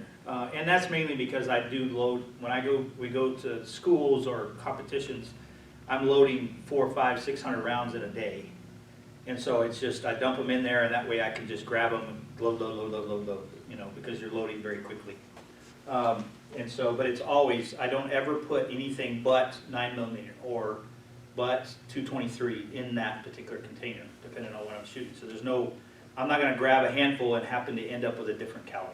Okay, it's very important. Store ammunition where location that children or other authorized people can't get it. Okay, this is very important. A lot of people are like, hey, well, I keep my guns put in the gun safe so the kids can't get to it, but I just put my bullets on top of the safe. Okay, well, what happens when little Johnny, who's got, his buddy from school, and little Mikey gets dad's, 9mm pistol, but he doesn't have any ammunition for it, but guess what? Oh, my mom keeps their rounds on top of the ammo, on top of the safe. And so I can go to the house and get a box of 9mm shells, and now we have a gun and we have ammo, and this is not a good mixture for these little 10-year-old little boys to have. So it's very important that I keep that into place. My wife and I started here quite a while ago, kind of on hold right now because of her treatment, but we started to get authorized to become foster parents. Well, obviously they have a whole set of rules for that, and that's one of the main ones, is that if I'm going to have firearms in the home, those guns have to be, I have to keep them locked, and the guns have to be locked separately from the ammo. Okay, so I can't even put the ammunition inside the safe with the guns. In other words, you would literally have to break into a safe to get the gun, and then another safe to get the rounds. Works out okay for me because I actually have a gun room. It's not a safe, it's a room in my house. And then I just put a separate safe inside that room. And it's not like a bedroom, it's an actual, I made it that, we built the house and we made it that way. Does the ammunition have to be in a safe, or can it be just in a separate location? There's nothing legal that says that you have to. It's simply the fact, once again, if I allow access to unauthorized people to a firearm and or ammunition, and that ultimately works and someone is injured, then I can be liable for that. Now, some people, that means, I have younger kids, and so that means the top shelf of my closet, and that's fine. Well, that'll scare you. I'm like, oh, this lady's talking to me. And so that all depends on our children. If I have a 5 or 6 year old, I'm not so concerned if the ammunition's on the top shelf of the closet. As they get to be 10, 11, 12, kids obviously very quickly figure out, oh, if my parents don't want me to have it, then they put it on the top shelf of the closet. Okay, and so now I have to do other means to make sure that they can't have access to it. Because kids will do it. Doesn't matter what you're taught. I was raised my entire life with firearms. My father was in law enforcement. When he came home at night, we had to back, and everybody's probably old enough to remember the old tube TVs. TV wasn't flat like this big old box. He would walk in the front door, his firearm would come off, it would set on top of, he would set it down in the holster, just take the holster off his belt, set it on top of the TV, and it stayed there until he went to work the next day. We knew that you don't mess with it, okay? Because if you did, you're going to get a whooping. That was not necessarily, I wouldn't recommend that, okay? Because there were times that, now I didn't with my dad, but when I went to be with my mom, my parents were divorced, when I'd stay with my mom, my stepdad had a little revolver that he had for protection. I darn sure, I was like, oh, he put it in the closet, I'd go find it, and we're going to go rabbit hunting with the, .357 revolver, okay? Not a great plan at 12 years old. So it's very important that we keep those things safe. Do not expose ammunition, obviously, to water, solvents, petroleum products, etc. Now it says wipe fingerprints off cartridges to avoid corrosion due to salty residue.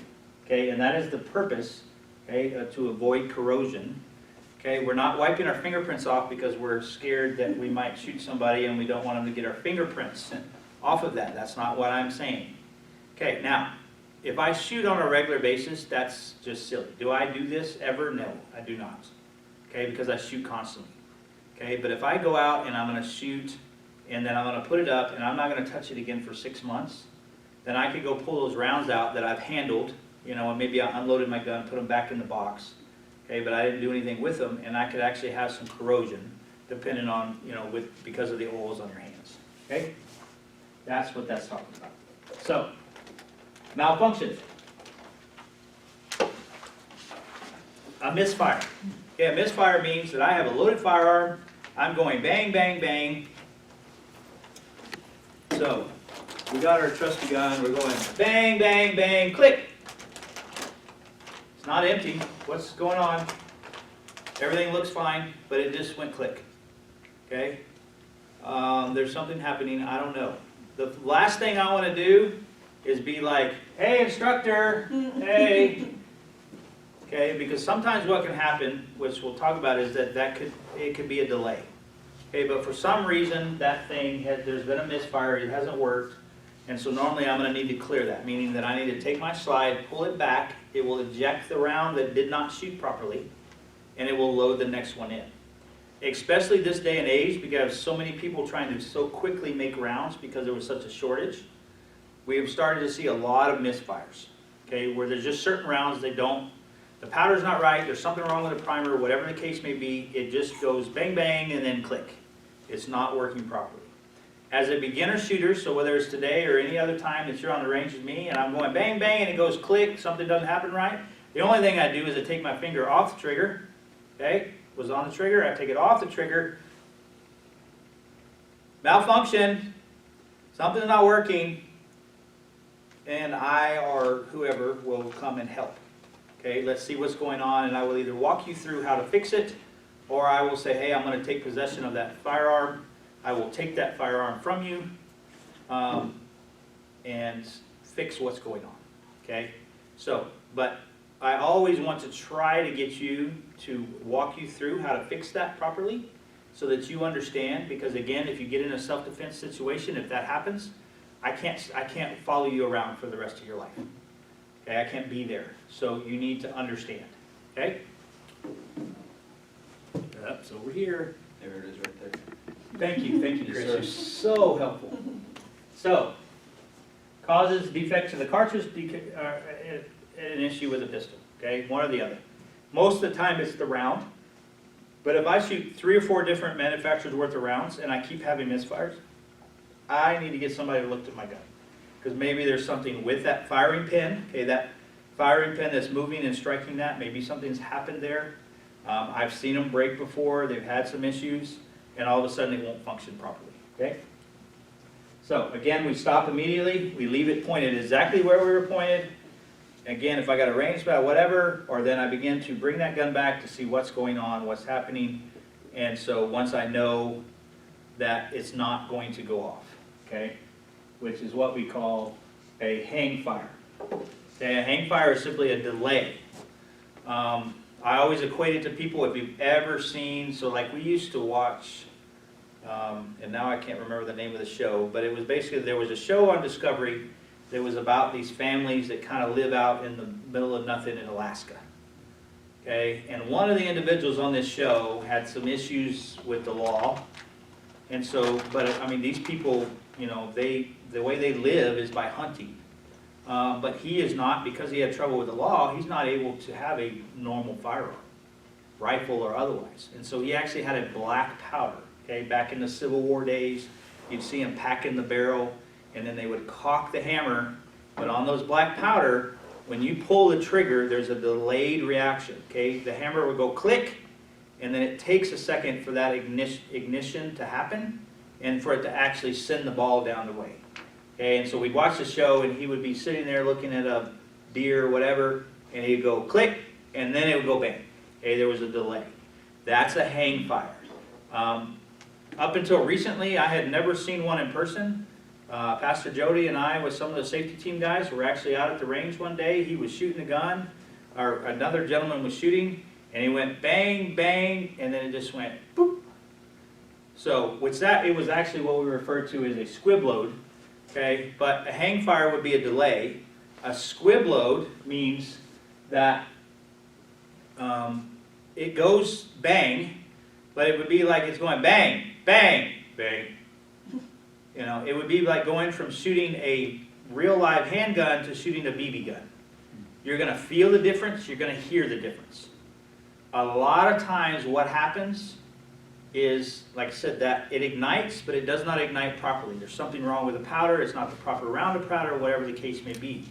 Unfortunately, what can happen, if you notice here, we have the casing, the bullet has come off of the casing, but it's only about an inch past it, okay? It's now in the barrel. So it goes click, and it doesn't do anything.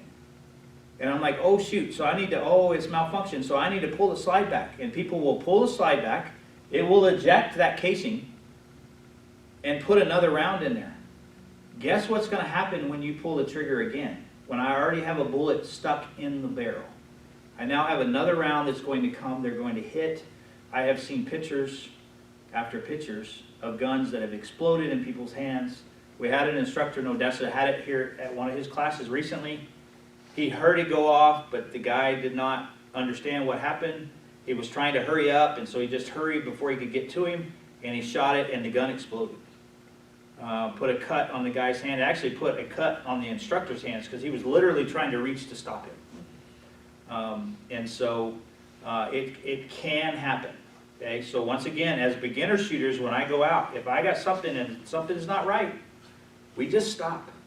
We got all the time in the world. Okay, we want to make sure that we learn these things properly. So these things don't happen very often, but there's something that we need to understand. Okay, everybody understand that? What do you do if your bullet's in there?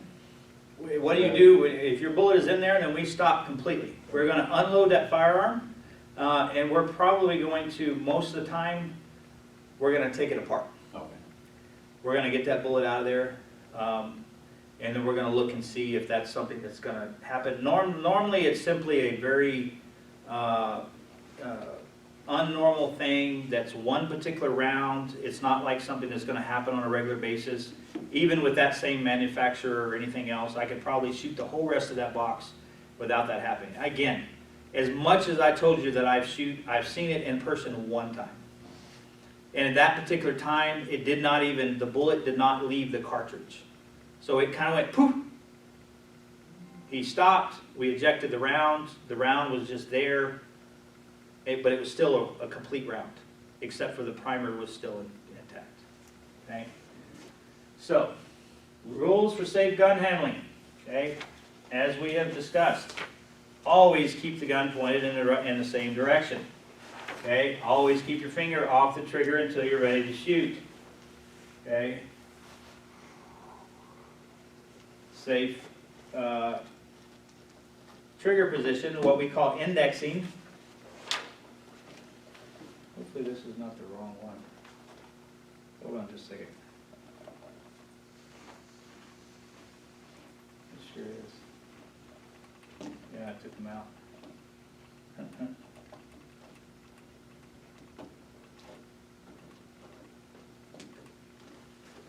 We're going to take a pause. Just a second, that's going to go away. Let me open the correct one here. I just realized that some of my pictures, because I made it so that it would not print all the other pictures on that handout.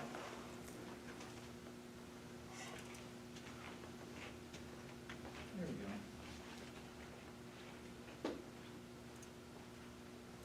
go. Okay.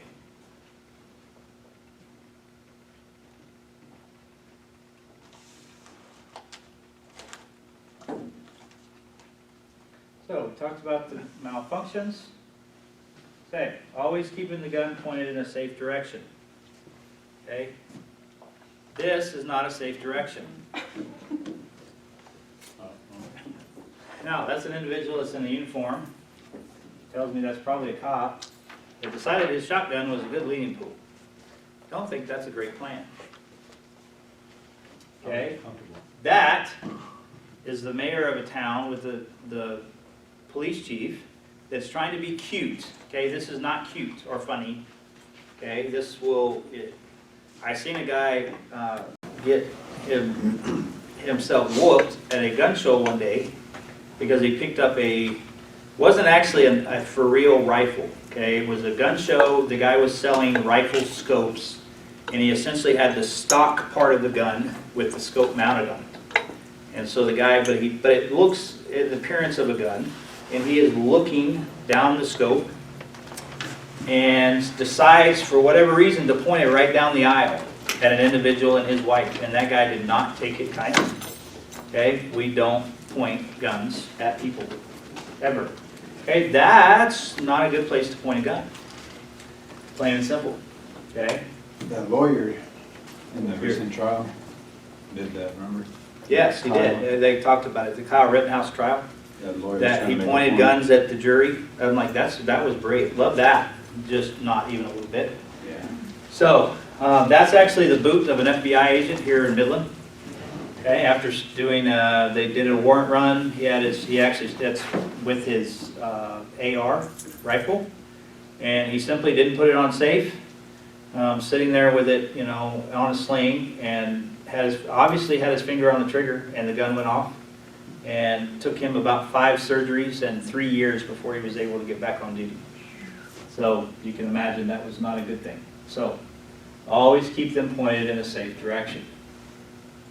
Always keep your finger off the trigger until you're ready to shoot. Again, as we said, indexing, where our finger's going, right there on the side of that firearm. Okay?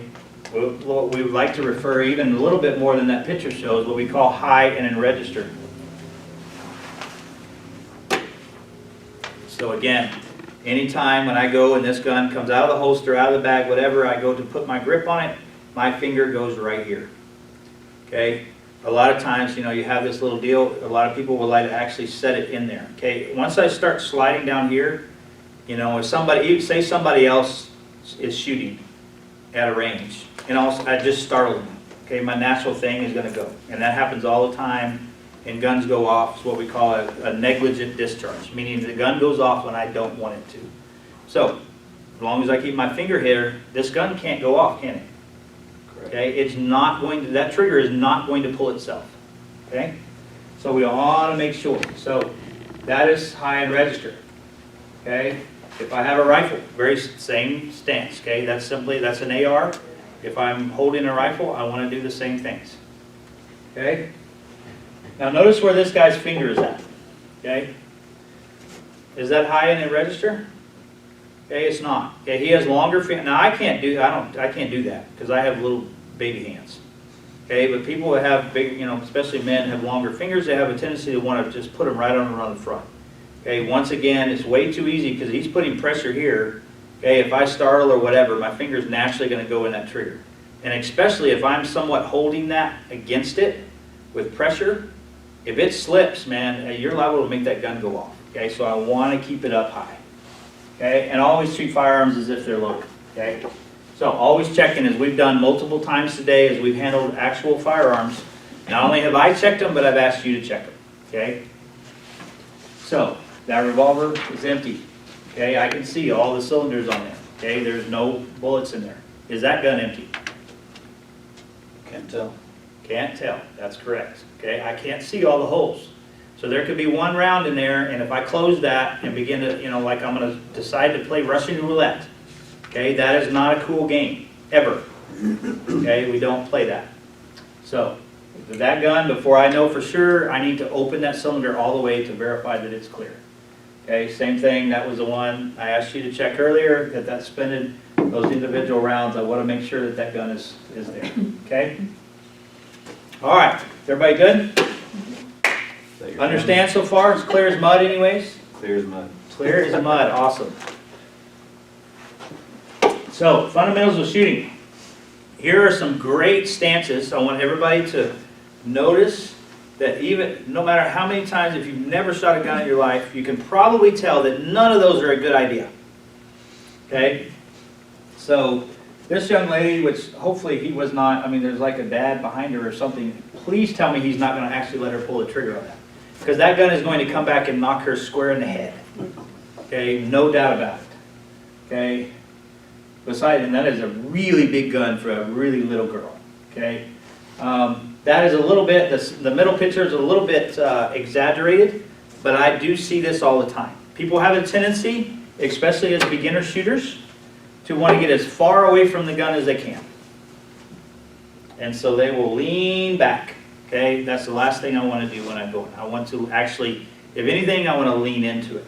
Okay? And of course, that's a rifle. I really put that on there just because I thought it was humorous. This is not a rifle class. And I have seen people do that, literally put the scope against their eyeball. Again, remember guns recoil. So if I have a scope against my eyeball, that's not going to be a good day for her. And unfortunately, if somebody does that, my son, at about 7 years old, watched another little boy with actually it was a pellet gun. He did exactly that. He took the gun, he had it tucked underneath his arm, and he put the scope right up against his eyeball and pulled the trigger. And it cut, it is not a big, but just a little cut above his eye. Okay, enough to bleed. For 10 years, I struggled to get my son to pull the trigger on a rifle because he was scared to death of it, because he saw that little boy cut his eye, even doing it properly. And so we get these mental things in our head that if something happens now, it becomes this struggle to get past it. I'm afraid it's going to hurt me, those sort of things. Okay? The whole reason that I do classes like this is to help people get beyond that. Okay? Understand that it's not going to hurt you, that you can actually be very successful with a firearm, and feel comfortable in protecting yourself. Okay? So let's talk about those. Everybody stand up for me. Okay? And now we're gonna use the picture with the young lady that is actually looking at you. I want everybody to take their hands. Okay, now she's doing it for somewhat purposes. I want you to put your hands together and make a hole that's just big enough to see through. Okay, not great big like she's got it. Okay, I want you to turn and I want you to put that either on her face or pick a spot. Okay, extend your arms as far out as you possibly can. Keep both eyes open. And I want you to bring your hand slowly back to your face, continuing to look at the exact same spot. Okay? Keep focused on that spot. Come back to your eye. Come back to your eye. Okay? All the way back to where you're just almost touching your face or your glasses.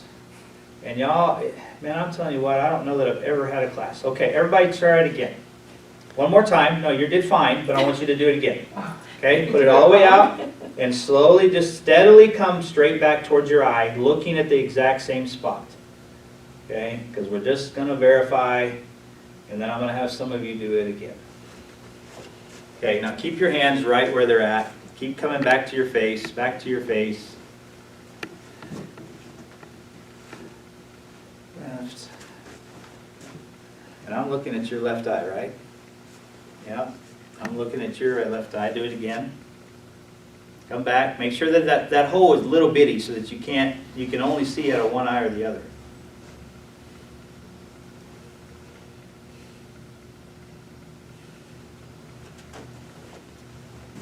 My goodness, Nason, I've never seen such. Okay. All right. Y'all can have you can have a seat. Well, because everybody told me they're right-handed, correct? Yeah. Everybody here is right-handed? No lefties? Because I have everybody but you is coming back to your left eye. Okay, and I tell you what, let's try one more drill. I want to verify. Stand back up for me a second. Okay? I want you to, once again, pick a spot, but this time, instead of putting your hand like that, I want you to take your finger and just point at it. Okay? Point at her face, at a spot, whatever, keeping both eyes open. Okay? Now, close your left eye. Close your left eye. Did your finger move? Yeah. Close your left eye. Did your finger move, Lucy? I don't think so. You don't think so? Okay. Close your left eye. Did your finger move, Chris? So, yeah. I Okay? think it did. You think it did? No, I don't want you to think. Okay, point right at it. When you close your left eye, No. your finger's still pointing at the same spot that you pointed. Is it still pointing at the same spot, whether your both eyes are open or the other one? You're in the way.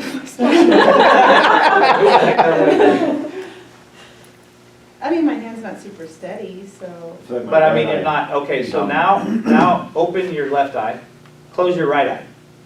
Did your finger move to the Oh, side? yeah, a lot. Okay? Do the same thing. With If you clo- this, it didn't, I went to my left, but with this one, I went to my right.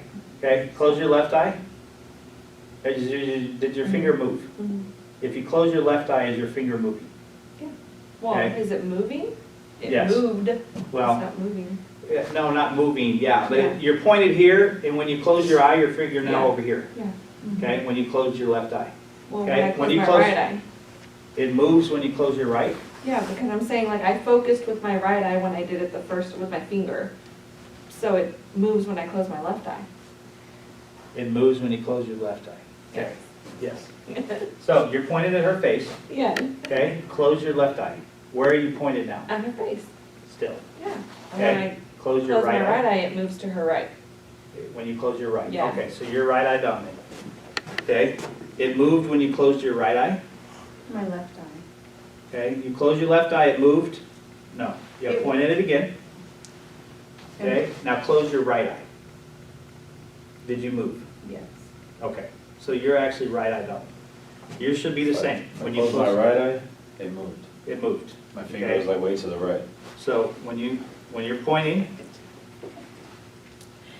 yeah, you get yourself confused, you go back and forth. So just Well, this one, when I Close- close it, On its own, I have to. Close your right eye. So. when I close my right eye, Are you just still a little When I bit did over this, there. Okay. So when I close my left, it goes I way wonder up. why. Okay, so you're left eye dominant, okay?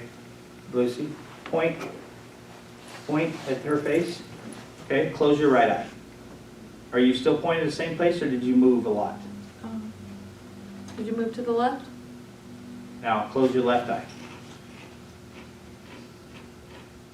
Because if you're pretty well in the same place, it should be, yeah, okay, so now close your right eye, or your left eye. Way up. Okay. this- Did you move? It To the moved. left. Okay. It moved to the left of her face. It moved to the left when you close your left eye, okay, because you are also left eye dominant. Okay, so I said your right eye dominant, your left eye dominant. I'm sorry. Right. Right, y'all are right, okay. So you're actually the only abnormality. Okay, you're a weirdo.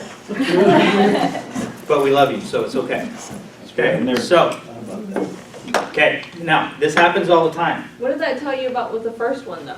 Okay, either one of them are telling you the same thing. What is, because people all the time will say, I am right-handed, but they are focusing with their left eye, okay? When you go to shoot, you have to shoot differently, okay? Because I'm shooting with my right hand, okay, on the right side, but I'm using my left eye, okay? That's what you're focused, because when you close your left eye, you moved, okay? So if you try to focus with your right eye, you're gonna be focused here, and you're gonna shooting over here. Okay, so I have to understand that when you go, can you close your left eye without like trying to cover it up? Can you just, yeah. So when you go to, in other words, when you go to shoot, so you need to use your left eye. Okay? So you're saying to So- close So what an if I eye? can't close, You're close saying my to right eye? close an eye? Well, yeah, we always try to learn how to shoot without closing our eye, but most people do. The point is what you're focusing, okay? So when I go to focus to shoot, which we're going to talk about side alignment, set picture in a minute, okay, but when I go to do that, it's a matter of what I'm focusing. So if I'm left eye dominant and I'm shooting right-handed, so now a lot of people will tell you, and the NRA is very big on it, that if you're left eye dominant and you say I'm right-handed, that you should learn how to shoot left-handed. Okay, people struggle with that a lot. Okay, and I've seen very, very good shooters that are right-handed, that are left eye dominant. Okay, it's just the way their brain works. Okay, it's just kind of like us lefties. We're just, just a little different than most folks. Okay, maybe a little smarter, a little better, but it is what it is. So, What if, like for me, I'm right eye dominant, but I can't close my left eye. I just can't, like on its own. So you're right out, and you just don't, and that's what, so you were trying to like use your Yeah, finger yeah, to yeah. do it. So, and that's perfectly fine. it may be a little bit harder for you to learn how to focus initially, but it's actually, in the long run, it's actually a benefit, especially on a self-defense side, because it's always better to keep both eyes open. So when you can't really, I'm using my right eye, but I can't really close that left eye without doing something, then I'm gonna have to make sure that I'm focusing with my right. And that's typically easy. When you go to, it's when it's the opposite, so I'm right-handed, I'm left eye dominant. So normally I need to do things, okay, when I'm sitting here, I'm up here, and so if I was, obviously I'm left-handed and left eye dominant, but if I'll do it the opposite, okay? So I'm right-handed, but I'm using my left hand, okay? I'm just simply, when I bring this gun, I'm not doing a whole lot other than, because what I don't want to do is move my head, okay? I don't want to change, I want to stand like I would normally stand. So a lot of times I will simply bring that gun a little bit to my, to that side. Because in other words, I'm bringing the gun to my eye versus bringing my eye to the gun. Does that make sense? Bringing the gun to your dominant eye? To your so if you're opposite, okay, normally I'd be using this eye, okay, but I just need to bring that gun over. Some people will actually angle the gun a bit as well, to just bringing it a little bit more to this side. Yeah, not gangster, okay? My only issue is I don't mind a little bit of that. I don't like a lot of that, because now I'm changing the trajectory as this slide's not working. It's ejecting differently, and if I have so if my trigger or anything else, instead of my recoil happening up and down, my recoil is going to happen like this. Okay, and so it's causing other issues. So I'm fixing one problem and causing the others. Okay, so I'm simply just wanting to bring this over so that I can use this eye. Okay, does that make sense? And again, it'll make more sense once you're actually, if you go on a firing line. But we see people all the time that are just like, I don't understand. I go out and shoot, I'm aiming right at the X, and I'm shooting over here. Well, that's because you're using the wrong eyeball. Okay, because I can't, you're not focusing on that with both eyes. It just doesn't work that way. Okay, you have a dominant side, and you have to use that dominant side. Okay. All right. So we kind of understand. So fundamentals of shooting. This is very important. Okay, we're doing good. Because these are the things that actually make us, when we're going to use a firearm, I want it to do what I want it to do, which is to put around where I tell it to put around. These are the things that I need to do properly to make that happen. Okay? It's like, oh man, there's a lot of stuff going on. And there is a lot of stuff going on. But it does not take very long for that to become second nature when I understand how to do that. So let's go through these things right quick. And again, as we'd explain these, once you actually get your hands on a firearm at the range, and again, whether that's today, a different time, whatever the case may be, and I begin to put all of these things together, it becomes very easy. And so when we do that, we normally do that with dry fire, meaning we're not actually using live ammunition. We simply do that. We put the rounds, and with no rounds, we work on our sight alignment, our sight picture, our grip, all those sort of things. And then we move to actually shooting rounds. Okay? So, aiming, which is the process of achieving the proper relationship between the target, the front sight, and the rear sight of my firearm. Okay? There's two parts of this. Okay? Sight alignment, sight picture. So, first, sight alignment. Sight alignment simply refers to the proper relationship of the pistol between the front and the rear sight. Okay? The rear and the front. Now I had a guy tell me one time, he's like, I said, are you focusing on your front sight, front sight, front sight? Yes sir, yes sir, yes sir, yes sir. And I'm like, finally I'm like, point at it, because he was not shooting well at all. And he said, here. I said, well, what is it, front sight? He said, it's what's in front of me. I'm like, okay, the front of the gun. Okay, this is the front sight, this is the rear sight. Okay, so we can see that relationship. You notice the two white spaces there, okay, with that front sight that's in the middle of them. So let me put this picture up there so you can kind of see. Okay, so there they show with the orange dot, and then you have the rear sight. Okay, so I have that front sight is aligned, so I have a groove in the back, as I always tell people, and then I'm taking that single post in the middle and I'm putting it right in the middle. You'll notice, okay, if you can see that there's a little bit of space on either side of that front post. Okay, that kind of tells me. And so what I'm doing is I'm taking that front sight and I want to put it even within there. There's very little space there, okay, but it can get to one side or the other. Okay, now this is a picture of what we call 6 o'clock hold or center hold. Most firearms are going to be center hold. Okay, all that means is literally where I put the front post, that front sight, where I put it is where the round is going. Okay, 6 o'clock, you notice that how it's lower. A little bit lower. Okay, because what it's doing is if I want the bullet to go here, okay, I put the front sight just below that because it allows me as I'm shooting to see it hit, essentially. Okay, the round is going above. In other words, I'm not using the front sight, I'm not covering the target. Okay, whereas when I do center hold, if there's an X in the middle of that, I'm literally covering that X with my sight. Okay, 95% of all your guns will be that because that's the way our brain works. If I want to hit the X, I point at the X, not below the X, not above the X, not to the left or the right.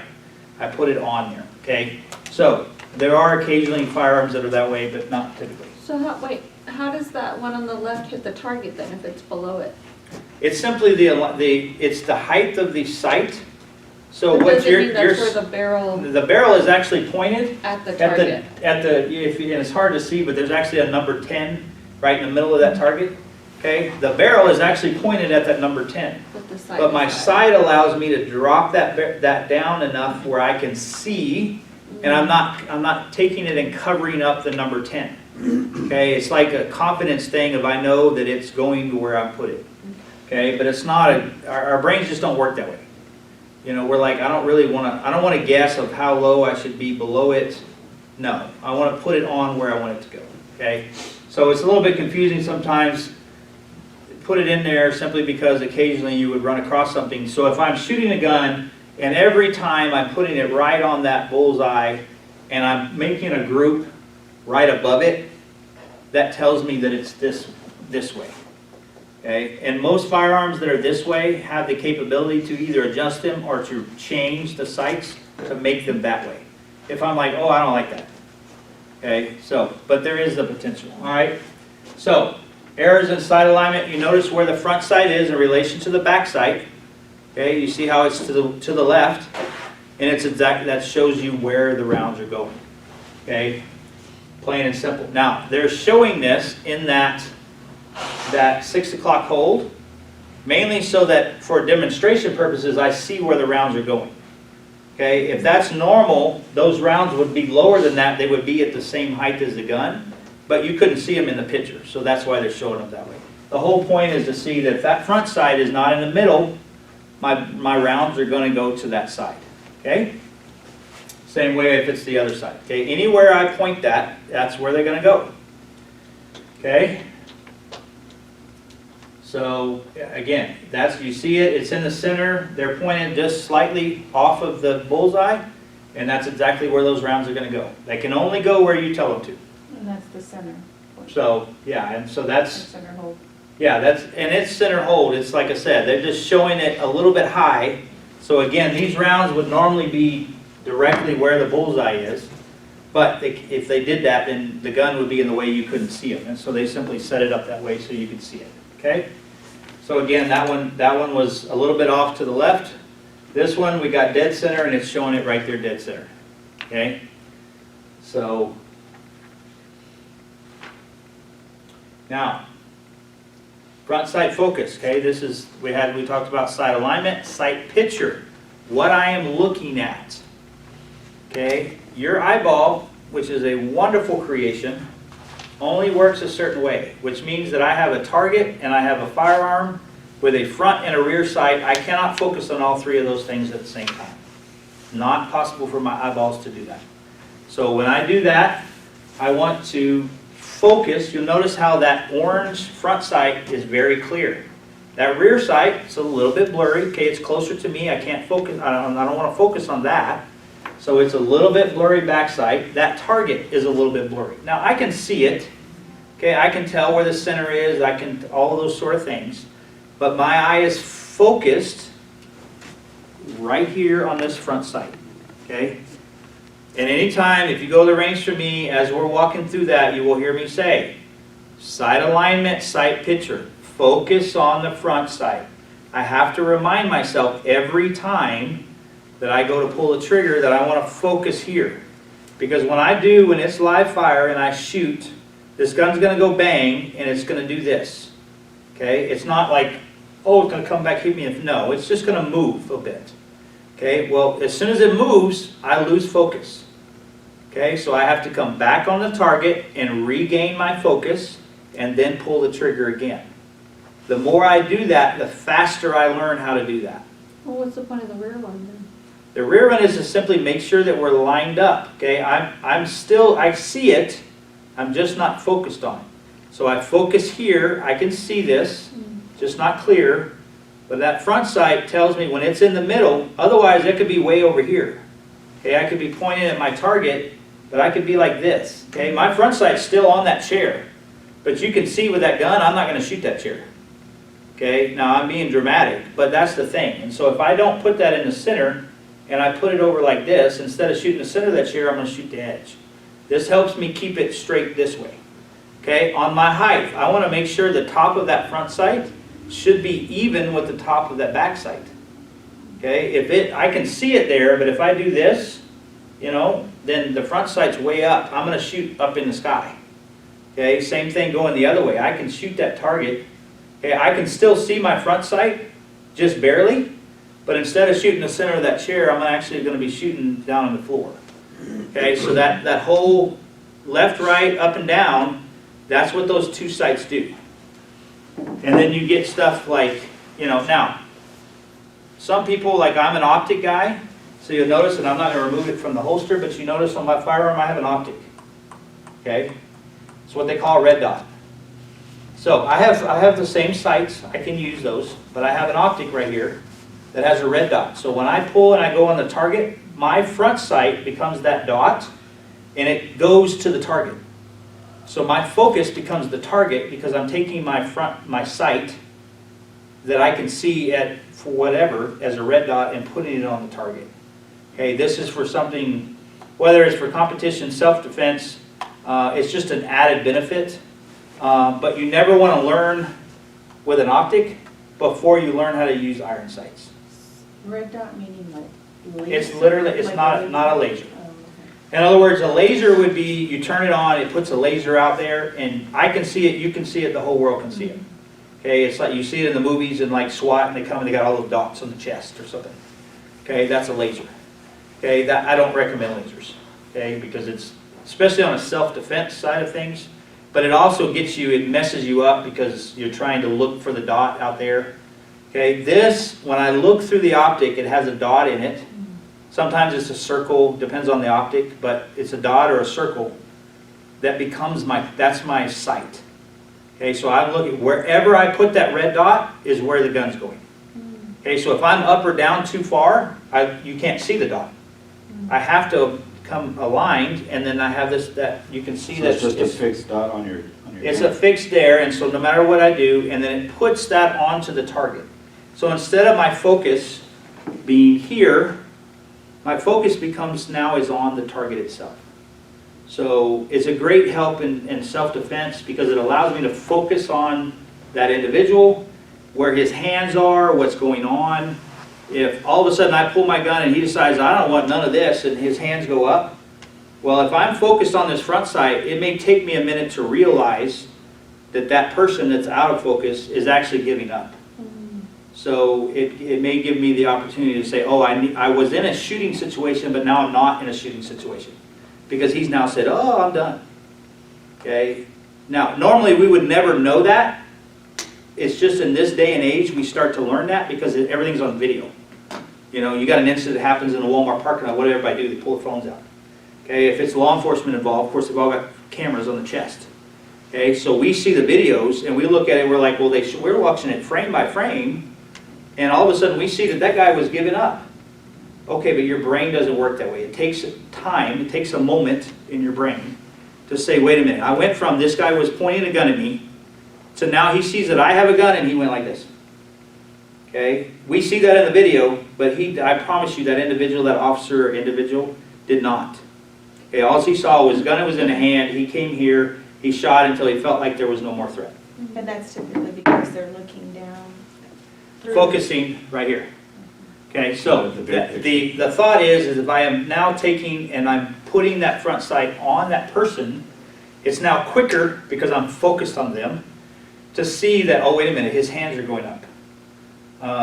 You know, he's giving up, whatever the case may be.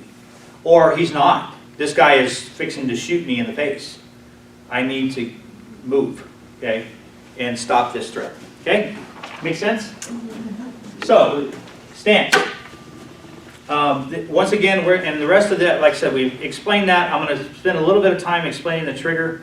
We'll go through these other fundamentals, but these are things that we're going to focus on at the range, and so we don't spend a whole lot of classroom time when you can physically do it there. Okay, but when we're talking about stance, okay, that NRA likes to teach isosceles, which I don't have a problem with, but normally we more what we would refer to a fighting stance. So in other words, if somebody's going to come up in my face and do something, okay, I'm not going to just stand there like a bump on a log. I want to get some kind of a stance that allows me some strength. Okay, so if Pastor Jody comes up and he's going to push me, or I need the ability that I can forward or backwards.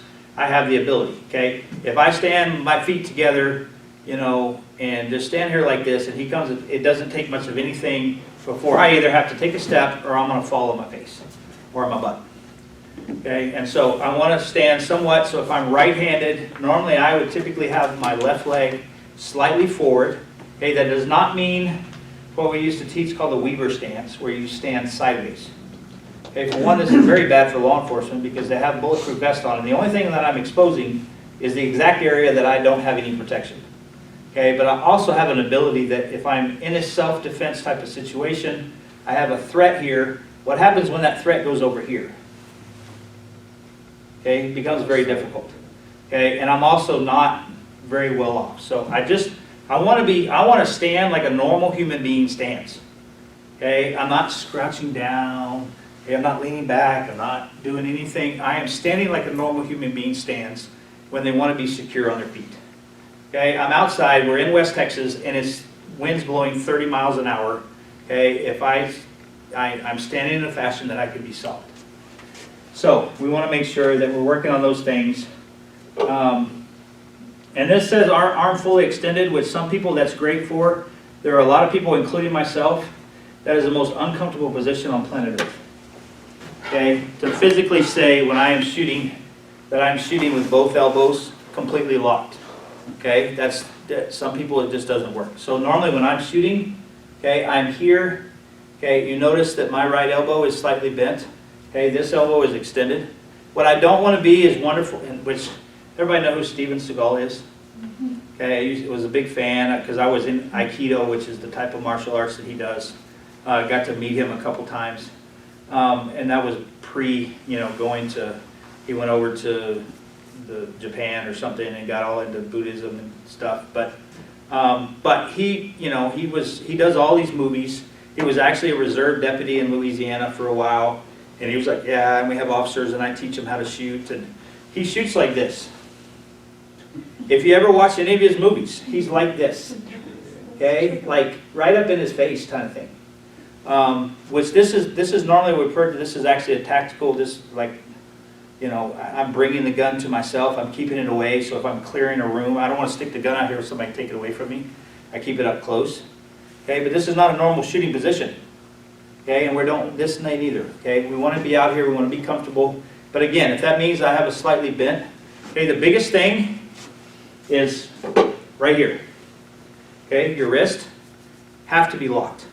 Okay, we do not, when we shoot firearms, we do not have shock absorbers on our arms. Okay, and I see it a lot with a lot of people, beginners, is that as they shoot, they want to let these wrists be loose and kind of take that recoil on. For one, your gun's going to start malfunctioning all the time. If I don't keep solid wrist, allowing this to be secured so that as that slide comes back, it will come fully back and go fully forward. If I start giving it a shock absorber and let my wrist bend, then this will only go part back, it will not reload. Okay, so I want to make sure that I keep these secure. As we're getting, we're fixing to talk about grip, as I get that, I want to make sure that I'm keeping these wrists straight, okay, and not bending them up or down. because you lose a ton of strength when you do that. Okay, anything that you want to keep it, same thing we teach when any type of martial arts that you keep, is that if I can get someone bent, okay, if I can get your wrist bent, then I can control a whole lot of things. Okay, but when you're solid and straight, then I can't do that. Okay, and so I want to try to keep that. Okay, make sense? Yeah. All right, breath control, which is very simple. I don't spend a whole lot of time on this. Mainly the thing is if I get in a situation, either that my stress level is up, and some of you, whatever, again, whether that's today or a different day, and you go to the range, and you've never shot before, your stress level is going to be up. Okay, I'm unfamiliar with this. All of a sudden we get to the point the gun goes bang. I don't want to get to the point that because you're going to do that. Okay, we're simply taking normal breaths. On occasion, especially if I'm doing long distance stuff or whatever, I may, as I go to pull the trigger, have a slight pause in that breath. But I don't like telling people that because, like I said, a lot of times people will go to it and they're trying to get aligned, and so they're holding their breath, I'm like, you're going to pass out on the floor. Breathe, please, God Almighty. So, again, you want to avoid holding your breath too long because it'll cause you more harm than good. Okay. So hold control, which this is all really more about grip than it is anything else, but it's the whole point of trying to get rid of as much what we call arc of movement as possible. Okay, no matter what you do, you're going to have some movement. If I take my gun, I put it out there on the target on the X, and I just hold it, you can see that as I'm focused on that sight, is moving. Okay, what I want to do is reduce that as much as possible. Okay, you can't keep it from happening completely, like I am absolutely still 100% of the time. But I can get very close. Okay, I can stand at a 10-yard line and I can say shoot 10 rounds, and for the most part have those pretty much touching right there in the center. Okay, as long as I'm focused on that. And so that's what I'm trying to do. Not necessarily make every bullet go in the exact, like, oh, there's only one hole because they just went right in the same place. Okay, that's very difficult to do. And normally if you do that, you're spending way too long on those parts. Okay, so we want to make sure, and you'll notice as I do this that gun is kind of moving around. Kind of a cool little trick that they had on the PowerPoint. But and so if I'm moving as much as that just was, then I've got a problem. Okay, because especially the further I get away from that target, that little bit of movement starts meaning a whole lot more. When I get back to 25 yards, you know, I went from shooting that far from the bullseye to that far. Like I'm not even on the paper no more. Okay? So, two-handed grip. Okay? Which I'm going to show you on our trusty dusty green gun here. This is supposed to be blue guns, and Jody got these in their green. I'm like, I don't know what's up, but anyways. So, when we go to get our grip, I'm going to do it right-handed because you're all right-handed shooters. Okay, first thing I want to do with this firearm is I want to make sure, and I'm going to put my hand, this webbing of my hand right here, okay, I want to make sure and put that all the way up in that wheel well right there. Get that? So it's up there. Okay, so it's not down here where I have space. Okay, don't be, a lot of people are like, oh, I'm afraid that slide's going to come back and it's going to get me. Just put that firearm right up. If you put it up there, I guarantee you, you're never ever going to get that. Okay, now, with the rest of my fingers, obviously this is my trigger finger. Where does this finger go? Up here. Okay? All of these other three fingers are going to go right below that trigger guard. Okay? And I want to try to get them as close to the bottom of that trigger guard as possible. Okay? And you notice they're not all spread out, or I'm putting all three of those fingers together right there. Okay? Now then, as I go to do that, if I'm going to use this as, again, our support hand. Okay? As I go to get that, I'm going to take those fingers. Okay, and I want to put them right on top of those other three. Okay, so I'm putting these four on top of the three. Okay, just like so. Okay, now, my thumb, you notice this thumb just naturally kind of went over there. And then a lot of people are like, oh, I don't know what to do. Okay, when I told you that guy Ruben, when he shot, he took his thumb, his big hands, he took his thumb and he put it over here like this. So as that slide came back, obviously it cut the side of his thumb. That thumb should be, my support hand should always be on the bottom. Okay, so I'm taking my hands just like this, and I simply, if I go and slide it in there, you notice how it fits just like a puzzle piece. Okay, and I want it to fit just like that. Okay? So, and then I'm taking all 4 of those fingers and wrapping them around. You notice that I'm not doing, okay, you see it in all the movies all the time, this, cupping the bottom of the gun. Okay, no. There may be certain things we cup, but it ain't these. It ain't guns, ever. We don't do this. Okay, we don't do this. Oh, let me hold my wrist. This is the most ridiculous thing I've ever seen in my life. What are you doing? Yeah, I'm trying to, oh, God, you know. So people learn, well, I see them and they're holding flashlights and shooting like that. Okay, yeah, I'm not saying you can't shoot one-handed, but no, Get don't do trained that. first. Yeah. So, anyway, so we want to make sure that we're fitting right there. Okay? When you go to the range, which as long as people, and I know normally people don't, occasionally I've had ladies like, you're not going to mark my hand. But normally I will actually take a marker. You figure out where your thumbs are, because some people are different, depending on the size of your hands. You know, my wife's thumbs kind of look like that when she shoots.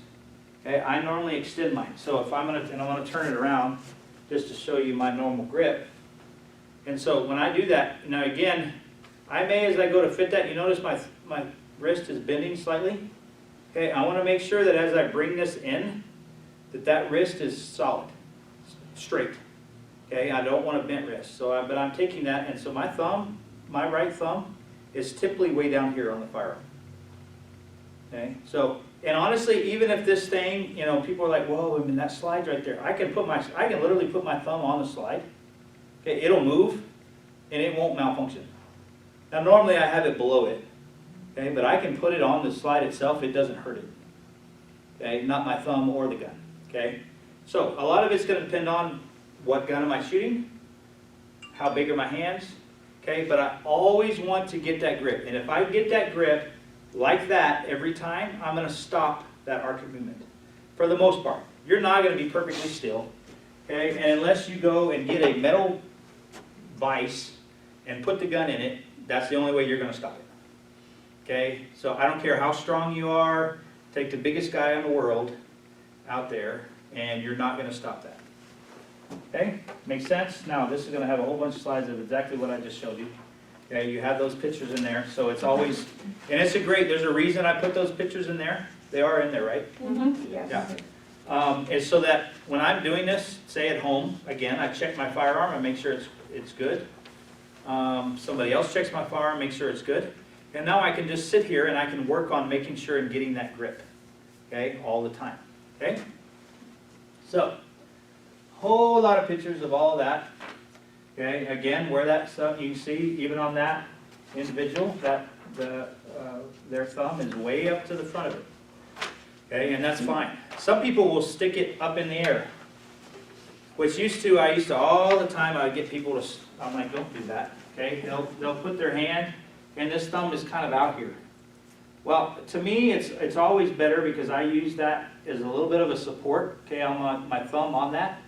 Keeps that, so again, as I pull the trigger, if I'm doing anything wrong, I can actually stop that from happening. But I can also cause it. If I'm pushing this gun, every time I pull it, if I do it, I'm going to do this. Okay, but some people will stick it out here. It's not the end of the world. I've seen more and more instructors are kind of like, I'm not real worried about the thumbs. Expert shooters, guys that have, world record shooters, they're like, I don't pay attention to my thumbs. Okay, but for getting our initial grip to get that control, we want to make sure. The biggest thing is making sure that I don't have my left thumb on top of my right thumb. Okay?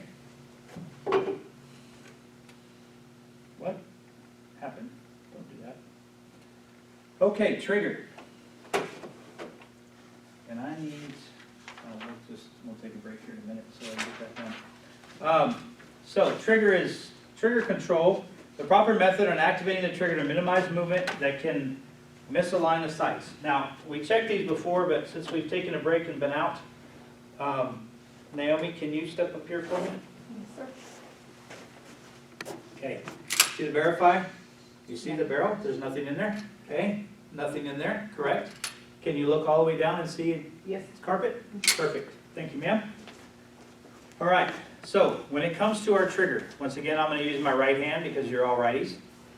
Okay, and I'm going to manipulate that.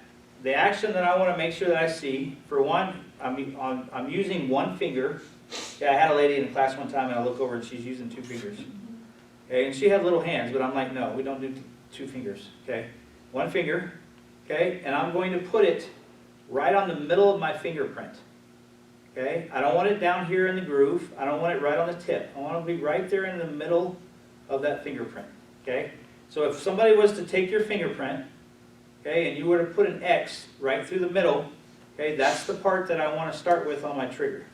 Now, occasionally, individuals, depending on how they handle the gun, I may move that finger. We're looking at things, and I'm like, okay, you got too much trigger. And we'll move that a little more towards the tip. Or maybe you need to get a little more because you're having a struggle. Okay? Sometimes if you have a firearm that has a trigger safety, I might need just a little bit more to make sure every time I get that down. That's why I'm not a big fan of trigger safeties, but it is what it is. So, as I go to pull, and I'm going to make this, and I'm going to pull that trigger, I want to make sure that as I'm doing that, I am going straight back. Okay, it is an action that this finger is simply moving this way, and that fingerprint is moving directly back towards me. Okay, so as I pull that, and it's going to go bang. Okay, I cycle that. So as I do it, and again, I'm going to do this. This is now in double action, so it's going to be a long trigger pull. I'm pulling, I'm pulling, I'm pulling, I'm pulling. Okay, and then it finally goes off. But my finger is moving directly towards the back. What people have a tendency to do, okay, is as they go to get on that trigger, okay, they're going to pull it, and as they're pulling it, it's like I'm using my hand instead of just my finger. Now I'm going to exaggerate as they do it. They go, you see what the gun is doing?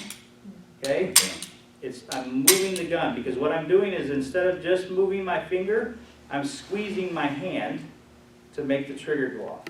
Okay, and so one of the biggest issues that we see people do is doing this because they're using their whole hand, and so they'll have all their rounds are going down and left. Okay, and especially as you move back from the target, again, you're getting further and further away. Okay, so that's what we want to make sure that trigger goes straight back. Okay, now on top of that, as we go to do that, we're going to have what we call trigger reset. Okay? Trigger reset means that once I pull the trigger, okay, I'm going to pull the trigger and I'm going to hold it. Okay? Now, as I go to release the trigger, I only want to release it enough for this to mechanically reset. There's a certain point, and I want you to listen. Hear the click? Okay, now this one, because it's double action, that's a long ways. Okay, but what I can do,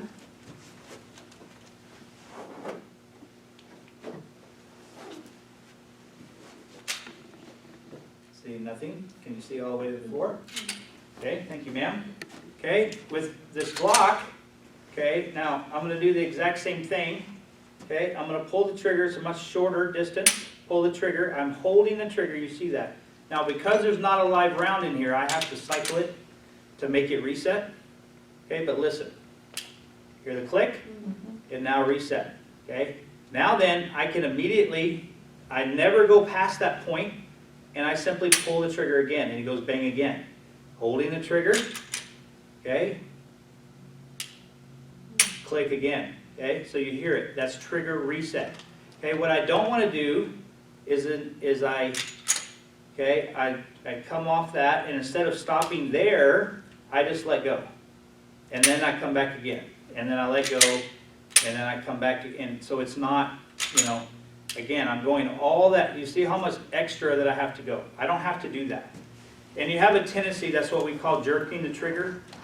Okay, is if I come off of it and then I try to squeeze it on one time, okay, when I go to squeeze it, I'm dropping it, okay? So that is trigger reset.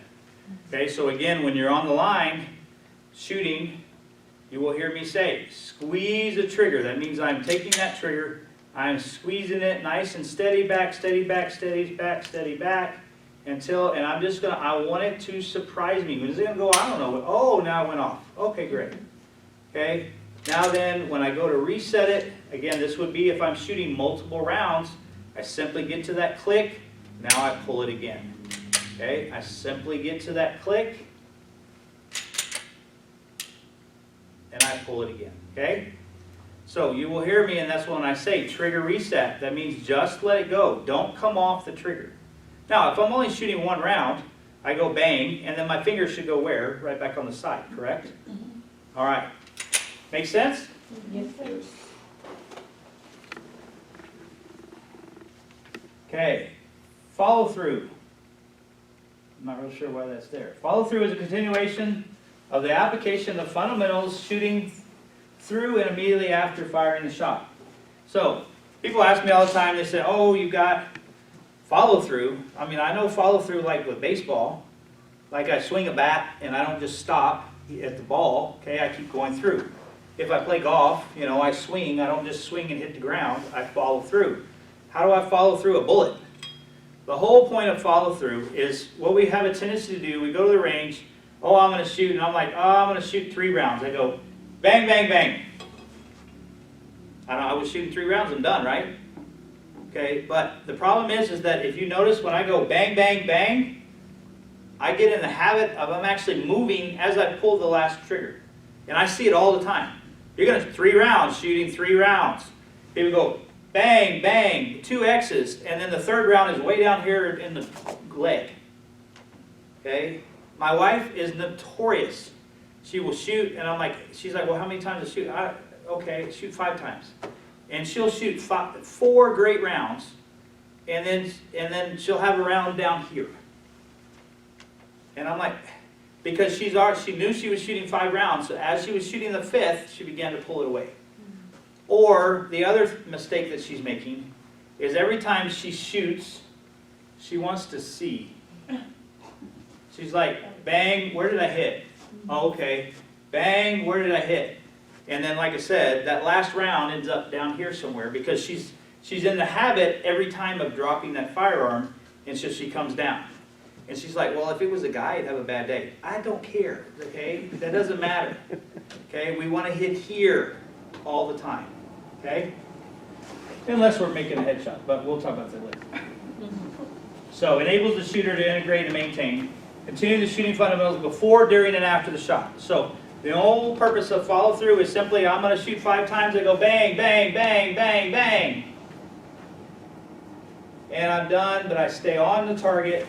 Okay, we normally, which anybody that takes my more advanced classes, defensive pistol, etc., it's like I'm shooting a target. Okay, did the target go down? Is he still a threat? Okay, he may be on the ground, but that doesn't mean that he still has a gun. So I'm paying attention to that. And then I go, I walk, is there anybody else that's a threat? Now I can relax, okay? So that's follow through. Make sense? Okay, so out of these things that we've talked about, the 2 most important things, aiming, trigger control, plain and simple, okay? So all of those, everything is important, but the 2 biggest areas we see are people that are either not aligning their sights right, or they're not focused on that front sight, or they're not doing this properly, okay? And that's typically the issue, okay? Make sense? Sir. Excellent. So what we're going to do is going to take a quick break. I'm actually going to get Pastor Jody order us a little bit of food. I say that. I don't. We were going to get some pizza or something for lunch because we're going to kind of move into the law stuff. Is that good with everybody? Yeah. Okay. So let's take a break again. Get you something to drink. Use the restroom. All those great things. We'll get that ordered, but we're going to start here. We'll just, like I said, we'll just take like 5 minutes or so we can get that done, and then we'll get started into the law stuff. What we're going to do is discuss our range procedures. Okay, I just want you to verify you're clear. Okay, clear. You can see all the way to the floor? Yes. All right, great. All right, so when we go to the range on our range procedures, first and foremost, when you get there, if you have a firearm, then you're not using one of mine. We're not simply going to go out there with the, oh, here's my gun. Okay, your gun needs to be in some sort of box, gun bag, something, okay, to where I can simply carry it and come out. You're going to have a table just like this, and you're going to set your whole bag with your ammunition, your gun, etc. on the table. Okay, and so we're going to assume this is downrange, that direction. And so as we do that, once we're going to get our gun out, you are going to, as we talked about earlier, you're going to lock your slide to the rear. Okay, so If you have an issue with that, you're gonna, before you ever get your gun out of the box, you're gonna say, hey, I'm not real sure about this firearm, I wanna make sure I get it locked correctly. And I can come and help you. Once again, we simply push that slide to the rear. You're gonna have that lever right on the side. We push that up, and it is now locked to the rear. I am then going to set this gun, okay? The table will be this way, this is downrange, and I'm going to set it with this open down on the gun. Gun pointing, again, downrange. Okay, no matter whether it's empty, it's on the table, it's in my hand, it always is where? Downrange. Okay, very good. So, we will have it there. We will then set our box of ammo out, which allows me the opportunity to make sure what we're using, correct ammo, etc. Okay, and you'll only need one magazine. Okay, everything we do will be with one magazine. For both the shooting for the basic pistol, which will be approximately 50 rounds. It always depends on the individual, okay, especially with the cost of ammo these days. If we end up, we're gonna start with dry fire, no bullets. Okay, we're gonna practice our grip, we're gonna practice our sight alignment, our sight picture, all of those fundamentals with no rounds whatsoever. Once we get to that point, we will begin to shoot one round at a time. After that one round at a time, we'll do some multiple rounds just as we move. If we get 25, 30 rounds into it and we're like, hey, I feel good about this, then we will move on to the LTC portion, okay, which is the test. That includes 50 rounds, okay, 20 rounds from 3 yards, 20 rounds from 7 yards, and 10 rounds from 15 yards. Okay, they will all be in increments. I will tell you exactly what to do, when to do it, and how to do it. Okay, the commands that we need to understand when we're out there. Once we have the gun, if I say go ahead and load your magazine, that simply means load your magazine. That means put bullets into the magazine. Okay, I have a magazine. It's going to start out empty. Okay, and I'm simply taking shells and putting them in. Okay, and I'll tell you, I'll say load 5 rounds in your magazine. You'll get 5 rounds in it, and you will simply set that magazine down on the table. Okay, once we're ready, I will say go ahead and load and make ready. Load and make ready means that I'm going to take that magazine, I'm going to insert it. Okay, we will practice all of this dry fire. Okay, when I go to insert that magazine, I am going to make sure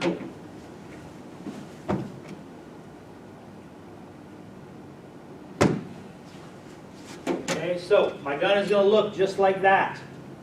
The only difference is I'm going to have a loaded magazine and not an unloaded magazine. When I go to insert this, okay, when we do this, we normally take our finger, and I'm sorry, I'm going to do this the opposite way so that you can see me. And I'm doing it with the hand you would be. So I would have a magazine in my left hand. My finger goes right on the front of it. Okay, as I go to insert it, I'm inserting here. Okay. As I go to push it, I'm going to use the palm of my hand and I'm going to push it. Okay, I'm giving it a bump. Okay, a lot of times even if I'm not sure, even as I come down, I'm going to give it a tug. Okay, there's always an edge there. I'm simply making sure that that thing is seated.